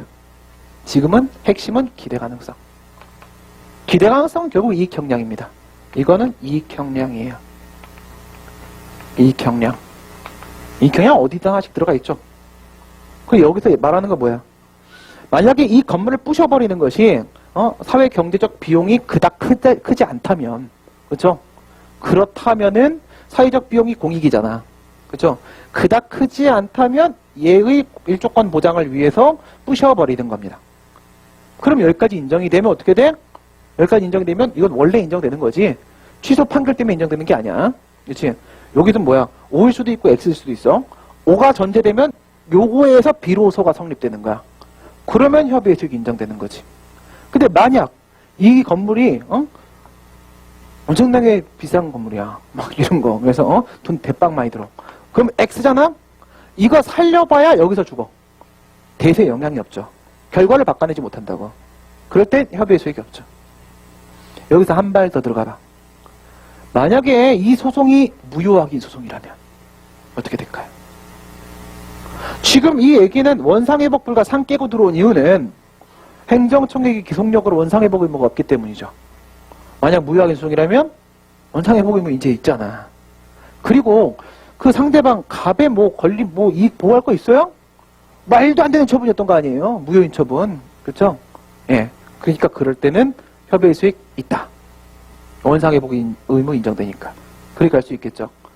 그거 나눠볼게요. 여기서 이것도 조심해야 됩니다. 대상적격 깨져서 넘어오지 못한다. 항상 이 구도 기억하세요. 3유형 문제 나오면 4유형 보낸다. 3유형 문제 나오면 무조건 4유형 보내서 4유형 논의도 끄집어낸다. 예, 항상 끄집어내는 겁니다. 예, 요거 잊어버리면 안 돼요. 그 뒤에 답을 간단히 한번 보시면 건축허가는 가학상 허가이고 처분이고 기속행위다. 설문 1의 해결. 예방적 금지소송 인정 안됨. 그렇지 뭐. 설문 2의 해결. 권리구제 방법으로 건축허가 항고소송, 그 다음 취소처분 신청의 부작위 거부 항고소송 3, 4유형 나눠가겠다. 우선 여기서 기본 떠올라지는 건 3유형이에요. 3유형에서 끝내지 말고 4유형 가시란 말이지. 네. 3유형 들어가 보면 처분이니까 대상적격 됐고 원고적격 가자. 4페이지. 취소의 원고적격 그 다음에 5페이지. 무효확인 소송의 원고적격 둘 다 법률상 보호이긴 해. 취소 안 물어봤습니다. 항고송이라고 물어봤어. 문제 자체가. 둘 다 쳤어? 그냥 둘 다 법률상 보호니까 공권 가자. 공권 보냈어? 6페이지가. 공권 확대가 된다 요즘에. 되는데 보호규범 확대시켰어요? 안 시켰지. 근거법으로 그냥 조질 거야. 그죠? 건축관계법령 밑에 깔려 있었잖아. 조질 거니까 보호규범 확대 안 해. 목적론적 해석. 왜 높이지 않았는데 일조권 보호하려고. 해석됐지? 판례. 똑같이 해석합니다. 이거 근거로 원고적격 인정시켜. 그럼 이건 뭐 되는 거야. 그리고 사유형 가보자. 제3자 요구소송. 건축허가 취소. 이건 뭔데? 철회, 직권취소, 직권취소. 그렇죠? 건축허가 잘못 나온 거라고 했잖아. 그러니까 위법해서 직권취소해달라고 한 거죠? 취소처분 신청. 이거 처분 맞다. 근데 부작이든 거부든 간에 우선 신청권 핵심이죠. 그래서 신청권 먼저 깔아. 판례. 취소를 요구할 수 있다는 명문의 규정이 없는 이상 또 의무 규정이 따로 있지 않은 이상 신청권 없음. 완전 친절하게 갔어. 신청 규정 있냐? 법규 명문 깨져서. 쌍방적 행정이냐? 법규에서 깼어. 그럼 깍지 걸고 약속했냐? 조리 깼어. 없어. 깨졌죠? 깨졌으면 거부 부작이 다 깨져. 그죠? 다 깨지면 다음 페이지 가서 부작위 위법 확인 중 대상적격 깨진다. 19조 본문 38조 2항. 부작위 처분이다. 밑에 보면 특히 신청권 없으면 처분인 부작위 X. 대상적격 X. 거부처분 항고송. 신청권 필요하다. 신청권 없으면 거부처분 X. 대상적격 X. 둘 다 깨짐. 의무행송. 이건 의무행송은 행정소송의 한계에서 깨지기도 하고 그 다음 이건 애당초 항고소송의 대상이 아니에요. 취소처분 신청에 대한 거부가 부작위가 처분이 아니잖아. 의무행송 논의 나오는 것 자체가 뭔데? 우선 처분에 대해서 불복하려고 할 때 의무행송 얘기 나오는 거야. 뭔데? 이름이 무명 항고송이야. 처분이어야지 무명 항고송 얘기가 나오는 거야. 그래서 우선 제가 어떻게 했어요? 예, 현행법 해석상 인정될 수 없고 이 사건과 전혀 관계없이도 깨질 수 있고 그죠? 이 사건과 전혀 관계없이 의무행송 인정 안 되고 9페이지 맨 위에 가면 또한 부작위나 거부의 처분성 부정되기 때문에 애당초 항고송도 아니다. 다 깨짐. 그래서 뭐까지 간 적이 없어 지금. 여기 언급을 안 했잖아. 분명 논점인데. 원고 적격 가지를 못해. 대상 적격이 다 깨져가지고. 그 다음 설문 3. 완공됐다. 협의 소익 문제가 생길 수 있다. 대상 원고는 설문 2와 다르지 않다. 그죠? 계속 연결되고 있는 상황이니까. 협의 소익 그냥 일반은 쭉 깔아. 10페이지 가시고 부인 사유. 취소 판결이 나오더라도 원상회복 의무 인정 안 된다. 명문 규정 없다. 우선 부인 사유 발생. 그 다음 법률상 이게 의미, 협의 수익설, 인정 범위, 부수되는 이익, 논의 끌고 1단계, 2단계 끌어냈고 그 다음 11페이지 가시고 결과제거 이익을 잡는데 가장 꼬롬한 문제예요. 결과제거 청구권 언급하지 않고는 답이 안 나옴. 어쩔 수 없이 언급한 이유는 2009년도에 출제된 적이 있으니까 겁 없이 언급했습니다. 또 이거 갖고 뭐 작용법 문제 아니 죽여버리겠어. 결과제거 청구권 위법한 상태 제거하는 것을 요구할 수 있는 권리인데 요건 공행정작용 위법 상태 계속 법률상 이익 침해 결과제거 가능 허용 기대 가능. 사안의 경우 공행정작용 맞음. 취소 판결 나오면 위법됨. 요 부분에서 뭔가 가능성 있을 것 같은 기대가 막 생기고 있는데 법률상 이익 침해 1조건 될 것 같다. 될 것 같다. 그런데 사회적 경제적 손실이 경미하면 될 수도 있다. 경미하면 부셔버리자. 그럼 부수된 이익 잡히지 않냐? 왜? 사실은 두 번째 요건이죠. 두 번째, 적법 건축물이 위법 건축물로 바뀌잖아. 취소 판결 받아내면. 나머지의 도움을 받아 부수된 이익 잡을 수도 있지만 그때만. 그 다음 12페이지 무효항의 수송. 원상회복 의무 인정됐다. 허용하라. 문제되면 찾아와라. 그 다음 판례. 원상회복이 불가능한 경우에 있어서는 취소를 구할 이익이 없다. 이건 뭐야? 판례도 역시 마찬가지로 완공되면 협의를 깨져. 원칙은 깨진다는 거야. 근데 예외적으로 사회적 비용이 정말 적으면, 경미하면 될 수도 있을지도 뭐 이렇게 하는 거야. 그치? 설문 3에서 취소 사유에 해당할 때 사회 경제적 비용 작으면 어떻게든. 무효사유면 그냥 통과시키자. 결론. 이게 협의 속에서 조금 가장 좀 힘든 부분에 해당을 할 겁니다. 그 다음 대기환경 오염업체 개선명령 발동 사건.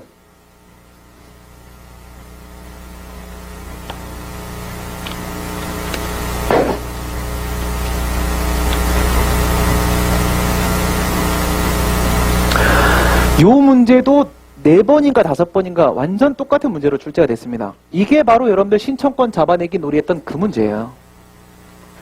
이거 신청권, 이행청구권, 행정개입청구권 갔던 거 있죠? 이거 지금 제가 되게 친절한 접근을 들어갔는데 어떻게 들어갔냐면 답안이 너무 친절할 수도 있어요. 이렇게 안 해도 됩니다. 여러분들은 좀 건방지게 써도 돼요.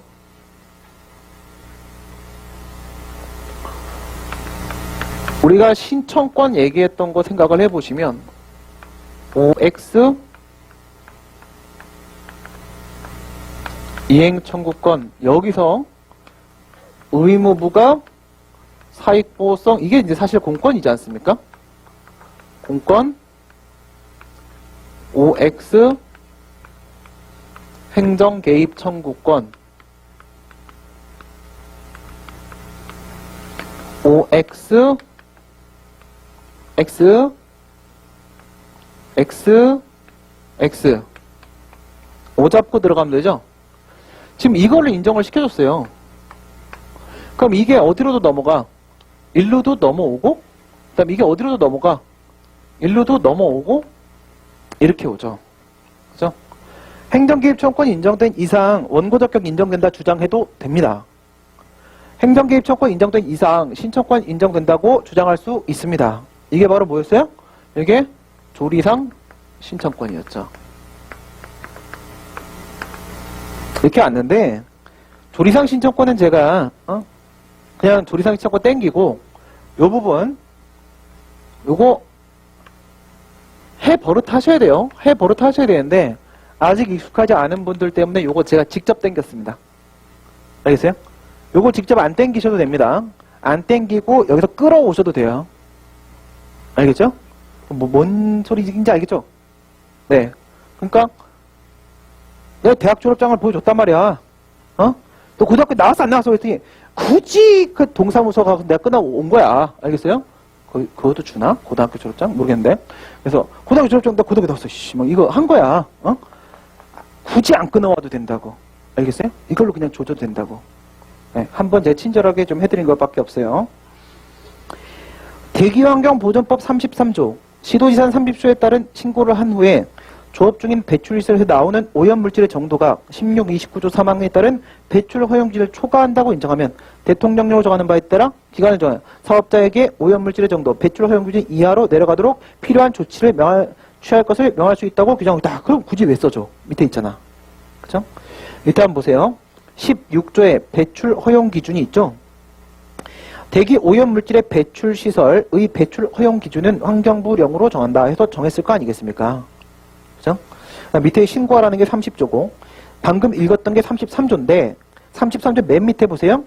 필요한 조치를 배출 허용 기준을 초과하면 필요한 조치를 취할 것을 명할 수 있다. 개선명령이라고 되어 있습니다.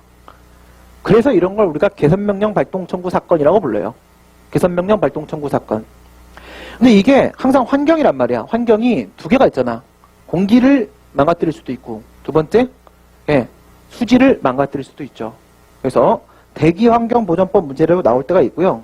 또 수질 및 수생태계 보전에 관한 법률로 나올 때가 있어요. 수질 및 수생태계 보전에 관한 법률 문제로 출제가 될 때가 있는데 똑같아. 구조는 완전 똑같아. 대기 아니면 수질. 밑에 보시면 공해배출업체의 배출 허용 기준을 초과하여 오염물질을 배출하였음에도 환경부 장관 병은 아무런 개선명령을 바라지 않고 있다. 이겁니다. 아무런 개선명령을 바라지 않고 있다. 요 시점에서 하나 짚고 넘어갑시다. 이거 푸는데 약간 우리가 소식까지 마무리가 될 것 같으니까 답안을 쓰는데 그렇게까지 여러분들이 많은 고민을 할지는 몰랐어요. 뭐냐면 예를 들어서 거부처분에 대한 취소 판결이 나왔습니다. 30조 이항의 재처분 의무가 부과됐습니다. 간접광대 문제 그거 얘기하는 거예요. 저는 그냥 간접광대 얘기만 했어요. 근데 거기다가 부작위 위법 확인성이나 거부처분 취소성 또는 의무 이행성에 대한 얘기를 쓰신 분들이 계십니다. 어떻게 생각하십니까? 재처분 의무가 부과됐습니다. 근데 재처분 안 하고 있어요. 만약에 명시적으로 안 할 거야 거부할 수도 있고요. 그게 아니라 가만히 있을 수도 있습니다. 부작위할 수도 있습니다. 네. 여기서 부작위 여파행성 제기할 수 있습니까? 부작위 할 때?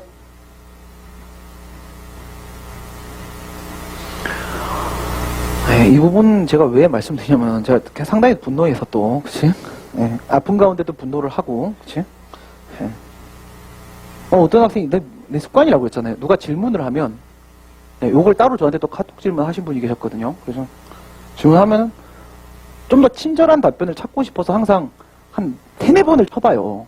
네. 또 극카페가 등장한 거야. 어떤 학생이 그런 거야. 재처분 의무를 불이행을 하고 있는데 부작위 상태라면 부작위 위법 항의성을 제기할 수 있는 것 아닙니까? 이 시점에서 궁금증이 있습니다. 라고 딱 제기를 한 거야. 우리 학생 질문 똑같아. 그래. 뭐라고 답했을까? 별도의 신청이 필요 없습니까? 재처분을 하라는 신청이 별도로 필요 없는 겁니까? 재처분이 허가하라는 거잖아. 그쵸? 허가해달라는 신청이 별도로 필요 없는 겁니까? 뭐라고 했을까? 궁금하죠? 교수님? 거부는 신청이 필요하나 부작위는 신청이 별도로 필요 없습니다. 뭐지?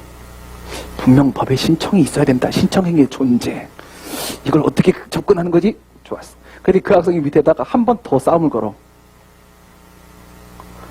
홍정호 선생님 책에는 별도 신청이 필요하다고 되어 있습니다. 여기서 어떻게 반격을 할까? 상당히 궁금해지기 시작하죠? 뭐라고 썼는지 아세요? 그냥 그 책으로 공부하세요. 그냥 그 책으로 공부하래요. 뭘까요? 이 사람은 뭘 헷갈렸을까요? 별도의 신청은 필요 없습니다. 그러면 왜 신청이 필요 없는지에 대한 논증을 들어가야죠. 그렇죠? 원래 없습니다라는 게 아니고 원래 없습니다. 원래 없긴 원래 없어. 원래 있어요. 부작위 뭐라고 되어 있습니까? 당사자의 신청이라고 되어 있습니다. 신청 행위의 존재 및 처분에 대한 거실 것을 요구하고 있습니다. 그렇죠? 부작위는 신청이 필요 없다라고 얘기하는 부분은 국가배상과 헷갈린 겁니다. 예를 들어서 쉽게 생각을 해보세요. 근데 술 먹고 여기서 주치 중에 혹한의 날씨에 누워 잤습니다. 파출소 옆이에요. 근데 파출소 근무하고 있던 경찰이 나가다 날 봤어. 그때 뭐래? 술 처먹고 저런 애들은 나라도 갈 수 없어. 그리고 가요. 2시간 뒤에 얼어 죽었어요. 동사. 그럼 유가족이 국가를 상대로 손해배상 청구할 수 있습니다. 왜? 경찰 공무원이 그 정복을 입고 있든 퇴근 중이든 상관없습니다. 다 걸립니다. 알겠어요? 할 수 있는데 그럼 여기서 신청이 필요합니까? 자고 있는 사람이 나를 구해줘! 안 구해줬네. 부작이다. 위법한 부작위에 따른 손해배상 청구입니까? 아니에요. 국가배상에서는 신청을 요하지 않습니다. 부작이라는 게. 그러나 행정쟁송에서는 반드시 신청을 요합니다. 신청이 없는 행위에 대해서는 신청 없는 부작위가 있을 수 있다면 신청권 논의는 왜 합니까? 그죠? 예, 반드시 있어야 됩니다. 그러나 거부 처분에 대한 취소 판결이 나왔으면 뭐가 있습니까? 이전에 신청이 살아있지 않습니까? 그쵸? 그 다음 이미 인용 판결 나와서 법률상 의무는 대놓고 부과되고 있는 중이고요. 그쵸? 이건 심지어 작위 의무이기 때문에 응답 의무는 기본 포함되어 있습니다. 상당한 기간은 그때부터 얼마나 지났습니까? 그죠? 모든 부작위가 다 성립됩니다. 알겠습니까? 다만 이런 짓을 안 하죠. 응? 거부 처분에 대한 취소 판결을 받아냈어. 근데 제가 허가를 안 해. 그럼 내가 여기서 다시 가서 부작위 판송을 이겨갖고 얘가 응답을 해야 하는데 다시 거부 싫어. 또 거부 처분 취소 또. 그럼 여기서 또 이겨. 또 가만히 있을 거냐. 또 부작위 판송. 또 거부. 언제까지. 그러니까 안 하는 거예요. 알겠습니까? 이미 거부 처분 취소형이 제기돼 이긴 거잖아. 내 말이 맞다는 게 다 확인됐잖아. 확인됐으면 밀어붙이는 겁니다. 그죠? 간접강제 신청하고, 그죠? 결정문 나오면 기간 안에 계속 안 해? 그럼 이게 채무 명의로 해서 강제 집행 들어가는 겁니다. 돈 뜯어내는 거지. 하루에 얼마라고 했어? 500만 원이라고, 500만 원. 그쵸? 하루에 500만 원씩 계속 하지 마라. 난 그게 더 낫다. 500만 원씩 계속 받는 거라고요. 그쵸? 그럼 왜 부작위 판을 또 제기합니까? 힘들어 죽겠는데, 그쵸? 몸살에 걸려요. 그치? 그렇게 하는 문제가 아니죠. 그러나 이론적으로 안 될 이유는 없다는 겁니다. 왜? 신청이 있으니까. 다시 신청을 할 필요가 있는 게 아니라 신청이 있잖아요. 부작위가 성립이 된다는 겁니다. 부작위가 신청이 필요 없는 게 아니라 신청이 조기 기다리고 있다고요. 나랑 같이 했던 그 이전의 신청 살아있다고요. 심지어 상당한 기간은 엄청나게 지나 있다고요. 그거라고요. 그죠? 네. 그러니까 또 그 학생은 거부처분 취소를 제기했던 것이 신청이 아니었을까요? 막 이런 질문을 해. 물론 그 뒤로 대답은 없습니다. 그죠? 어쩌란 말이냐. 그죠? 여기서 이 부작위 신청 필요합니다. 부작위 반드시 신청이 필요합니다. 개선명령 발동 청구. 청구가 바로 개선명령이라는 처분의 신청입니다. 반드시 있어야 하는 거죠. 만약 피해를 입은 인근 주민 갑에게 개선명령 발동 청구권이 인정된다면 원래 문제가 이런 식이에요. 그렇죠? 밑에 각주 보세요. 피해를 입은 인근 주민 갑은 환경부 장관 병에게 어떠한 조치를 청구할 수 있는가? 즉 청구권이 인정되는가를 물어본 겁니다. 개선명령 발동 청구권, 행정개입 청구권이 인정되는지를 물어본 겁니다. 이거 어떻게 움직이는 거죠? 행정개입 청구권의 종류는 2개로 나눠집니다. 행정개입 청구권 여러분 신청부터 출발을 하죠. 무슨 소송이에요? 요구소송이죠. 예, 그래요. 그럼 몇 유형이 되겠습니까? 2사유형이 되겠죠. 2유형에서의 행정개입 청구권이 있고요. 4유형에서의 행정개입 청구권이 있습니다.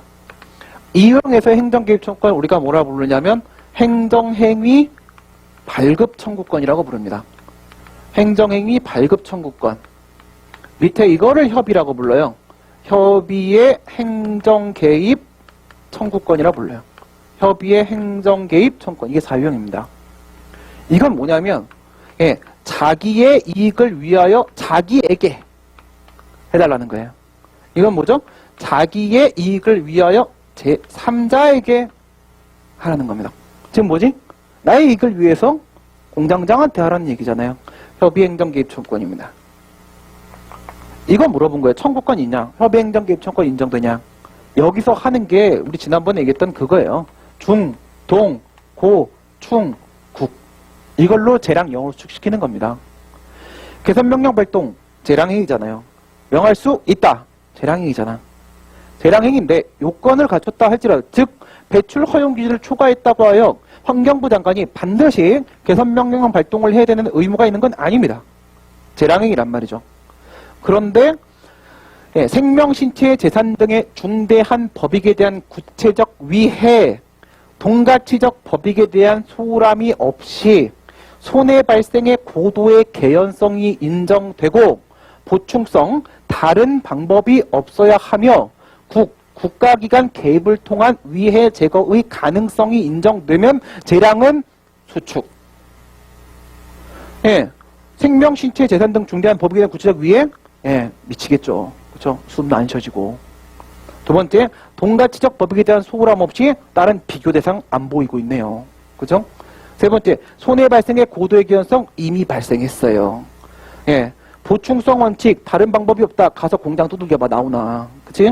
국가기관 개입을 통한 위해 제거 가능성, 환경부 장관이 제재 조지면 끝나요. 되잖아요. 그래서 설문 1을 깹니다. 설문 1에서 재량을 0으로 축시켜. 그럼 어떻게 돼?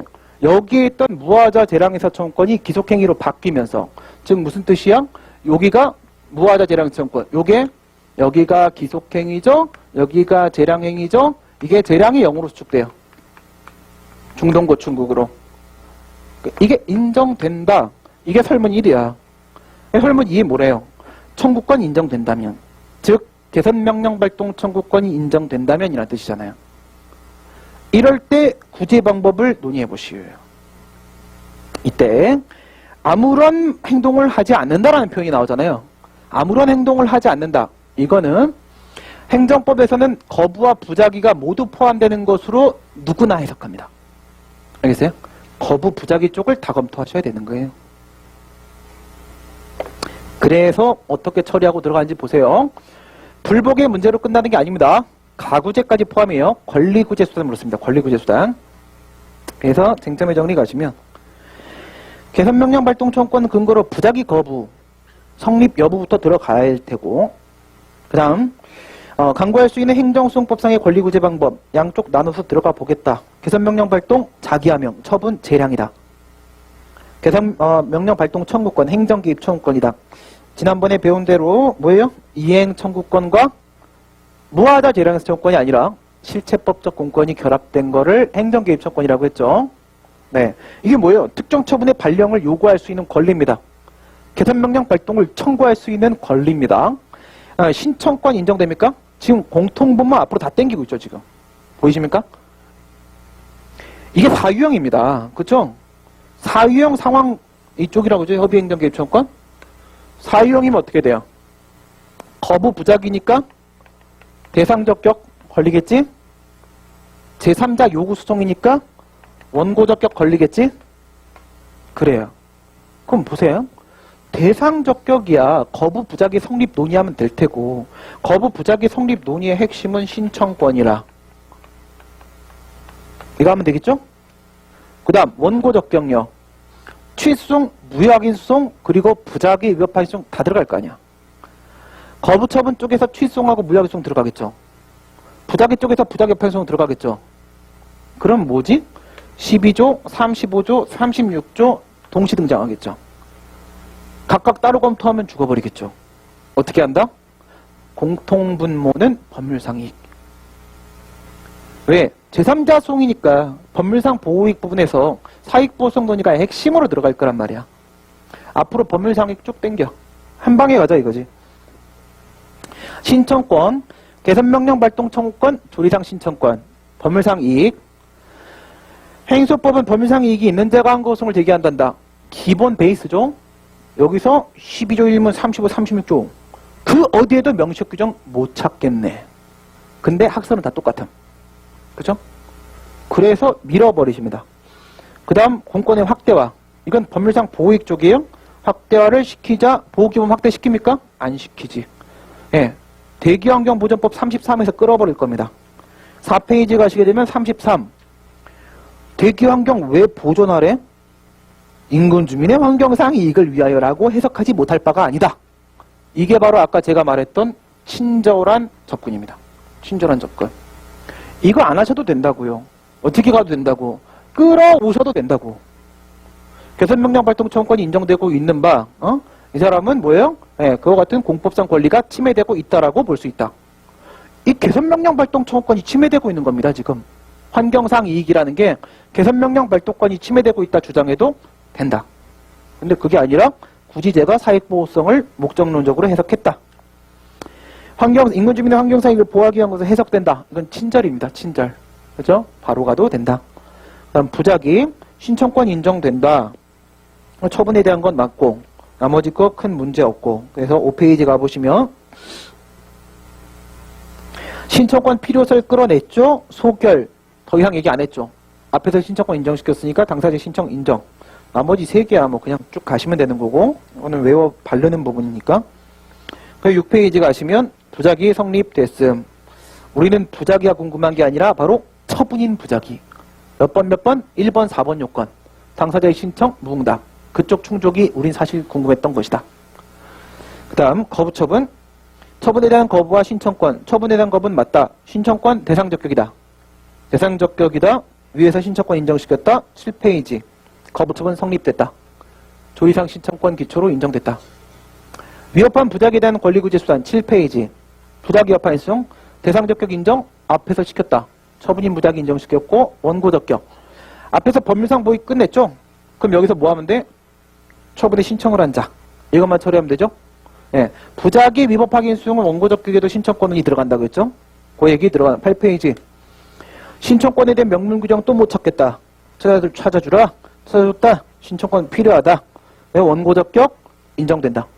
뭐지? 신청권 인정되고 위에서 우리가 공권 인정시켰습니다. 이게 다 끝내놨어. 2개 합치면 됩니다. 2개 합치면 원고적격 인정된다. 예, 중간 결론 인용 가능하다. 승소 가능성 물어봤잖아. 부작위 협파인 수용은 지금 상황에서 인정 안 될 이유가 없지. 왜 안 돼? 여기서 얘가 인정되면 뭐가 인정되는 겁니까? 행정 개입 의무, 작위 의무.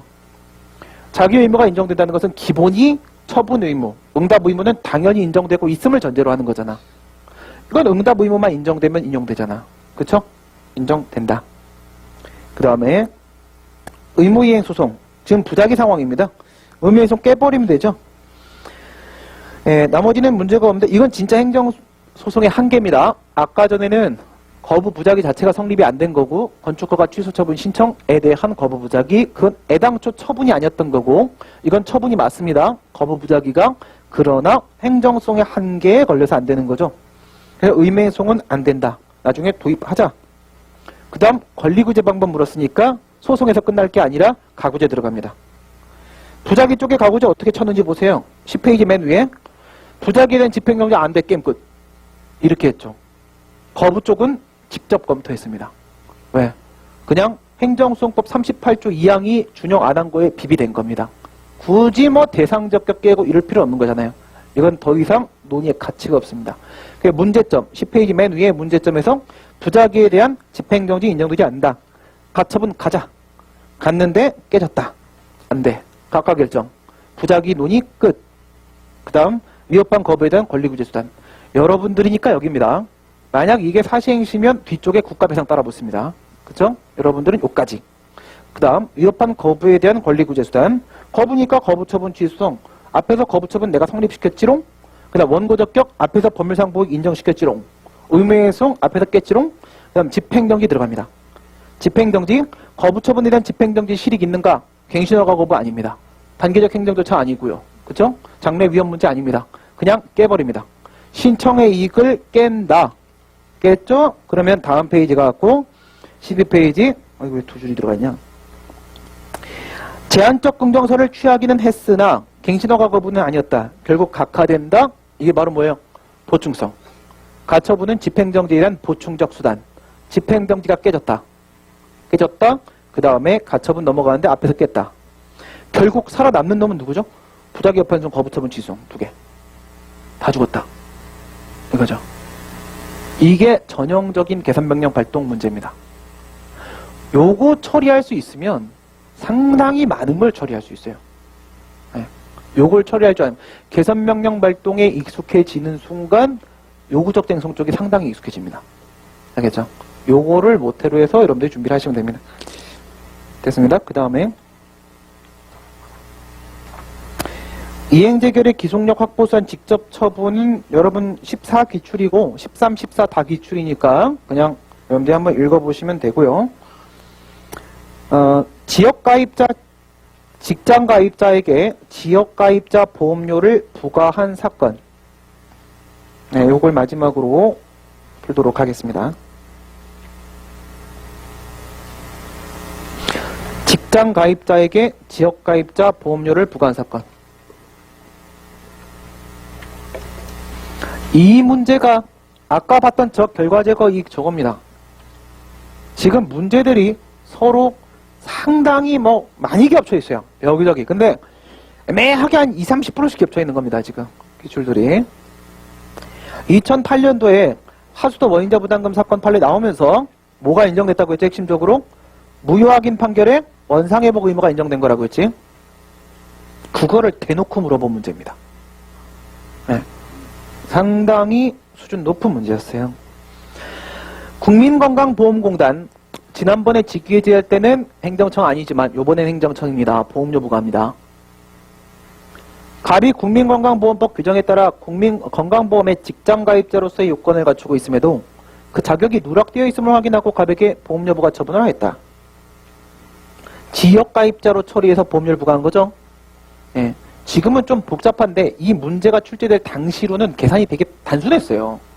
이래 처리하면 직장가입자 쪽하고 지역가입자 쪽하고 지금은 이게 좀 복잡하게 꼬였거든요. 근데 그때는 지역가입자 쪽 지가 낼 거 100%, 그 다음에 단순하게 계산하면 직장가입자 쪽에 반 부담하잖아.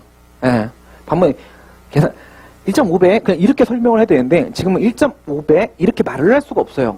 좀 복잡하게 꼬여가지고 어쨌든 관합입니다. 알겠죠? 어쨌든 관합입니다. 자꾸 바뀌어서 밑에 참조점을 바꿔놓으면 또 바뀌고 바꿔놓으면 또 바뀌고 자꾸 그래갖고 국민건강보험공단 없애는 게 나을 것 같아. 예. 보험료 부과 처분을 했는데 이건 처분이죠. 갑은 이를 전액 납부했다. 위 보험료 부과 처분에 하자가 있다는 사실을 알게 됐다. 사실관계 바탕으로 다음 물음에 답하시오. 하나가 취소 사유고 하나가 무효 사유입니다. 우리 이거 지난번에 했던 바로 그 상황이에요. 제가 용가리 통뼈도 아니고 갑자기 그런 구도를 만들어내서 설명을 하거나 그렇게 할 수 있는 머리를 갖고 있지는 않습니다. 이 문제가 있었기 때문에 힌트를 주신 거예요. 보험료 부과 처분에 취소 사유가 있다. 우리 지난번에 그거 해봤죠? 보험료 부과 처분. 보험료 부과 처분. 기억나세요? 저쪽에 뭐 있었어? 공무원 있었고 근로자 있었고 여기에는 취소 사유 있고 무효 사유 있었고 그 구도예요. 그걸 대놓고 물어봤어. 근데 얘는 위법은 위법인데 취소 사유야.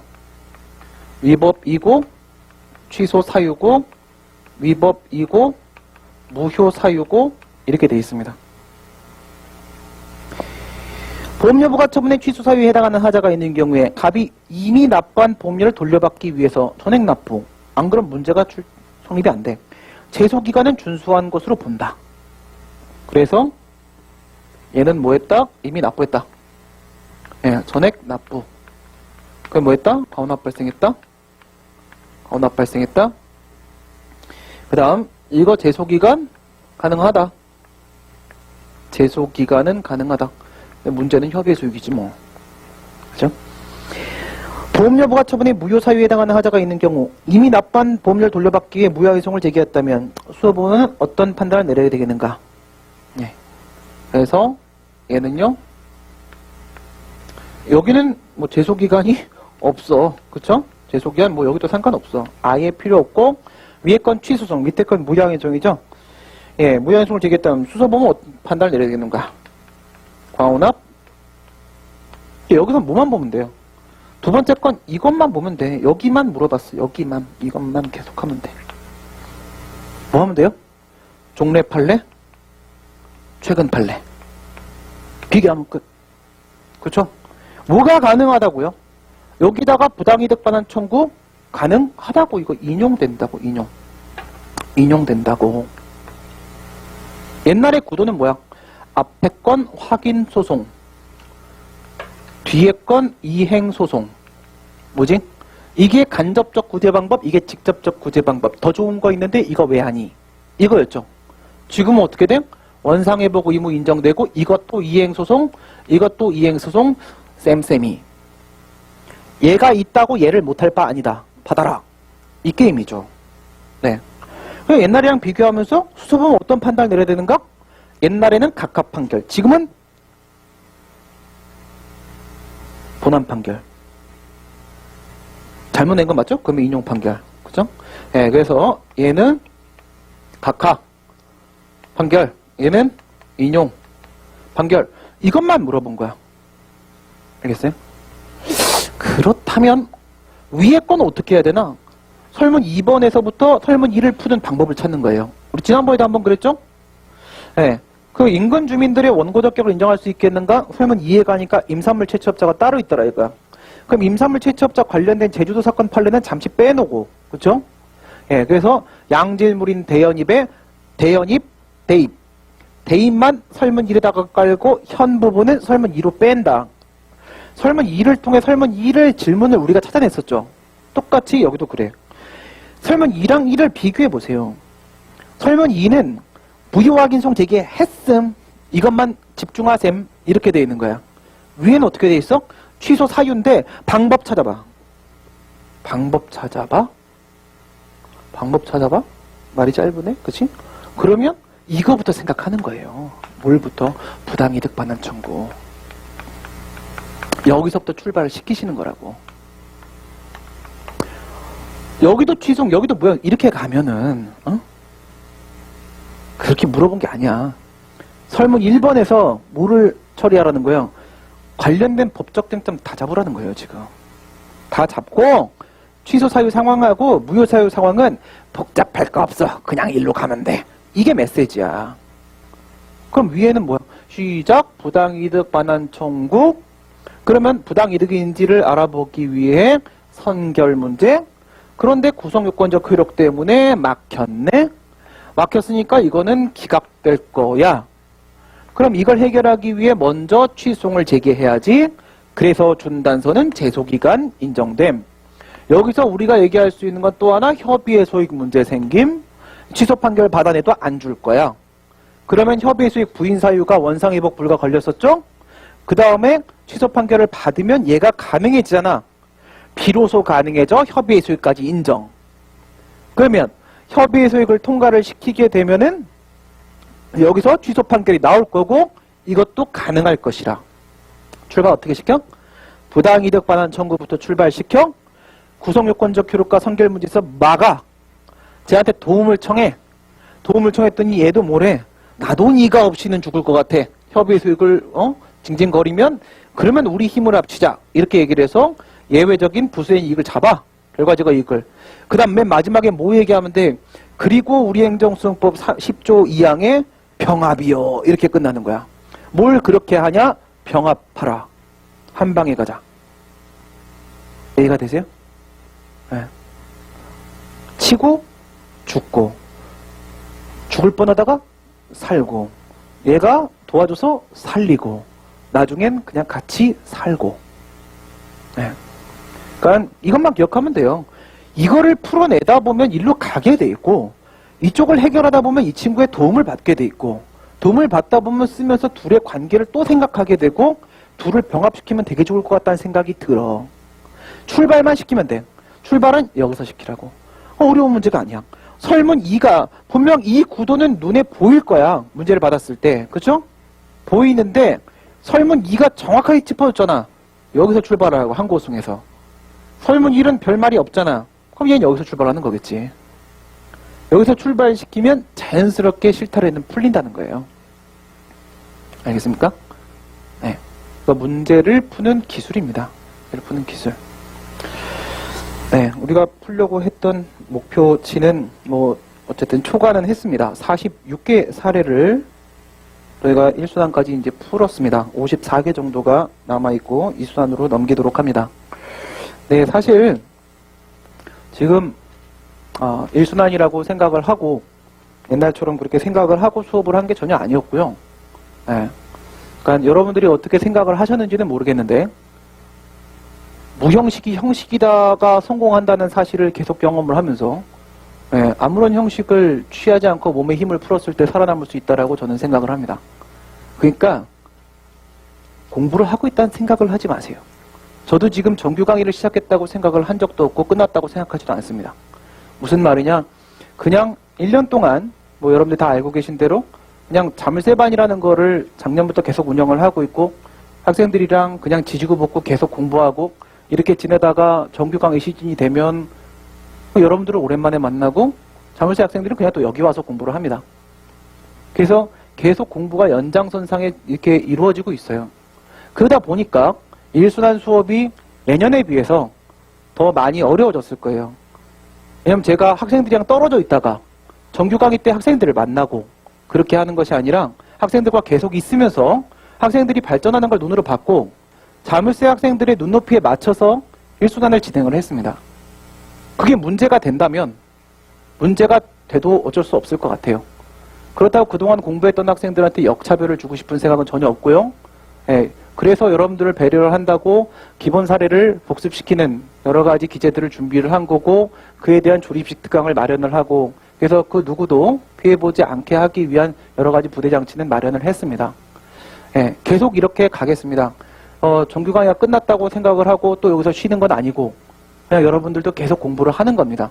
또 공부를 하시다가 또 시간이 되면 또 저를 만나게 되실 거고 또 그때는 더 서로 많이 발전한 모습으로 만나면 되는 것이고 예, 뭐 여기서 끝나고 종강하고 예, 그리고 뭐 가서 종강 파티하고 이젠 이런 행동 하지 않겠습니다. 그냥 계속 공부합시다. 공부하고 예, 또 필요한 특강들이 있으시면 예, 말씀드렸던 대로 그 퀴즈 봤던 거 그런 문제들 푸는 거 그죠? 예, 푸는 거를 또 시간을 내서 하는 게 필요하시면 말씀하시면 뭐 학원과 일정을 조율을 해서 해서 개설을 하도록 하겠습니다. 예, 행정법은 계속 손 놓지 말고 예, 유지하시는 것만이 방법이라고 생각하시고 꾸준히 공부해 주셨으면 좋겠습니다. 어쨌든 많이 어려운 수업이었을 텐데 문제도 많이 풀고 네, 다른 것보다 이순환 때 가서 조금 더 우리가 부담을 덜기 위한 차원이었다고 생각해 주시고 예, 잘 견뎌주셔서 감사합니다. 첨삭은 제가 마무리 지어서 토요일날 예, 마무리 지어서 월요일날까지는 다 끝내서 저기 밑에 통이 있으니까 거기 통에다가 예, 넣어 놓도록 하겠습니다. 수고들 많이 했습니다. 다음에 다시 뵙겠습니다. 수고하셨습니다.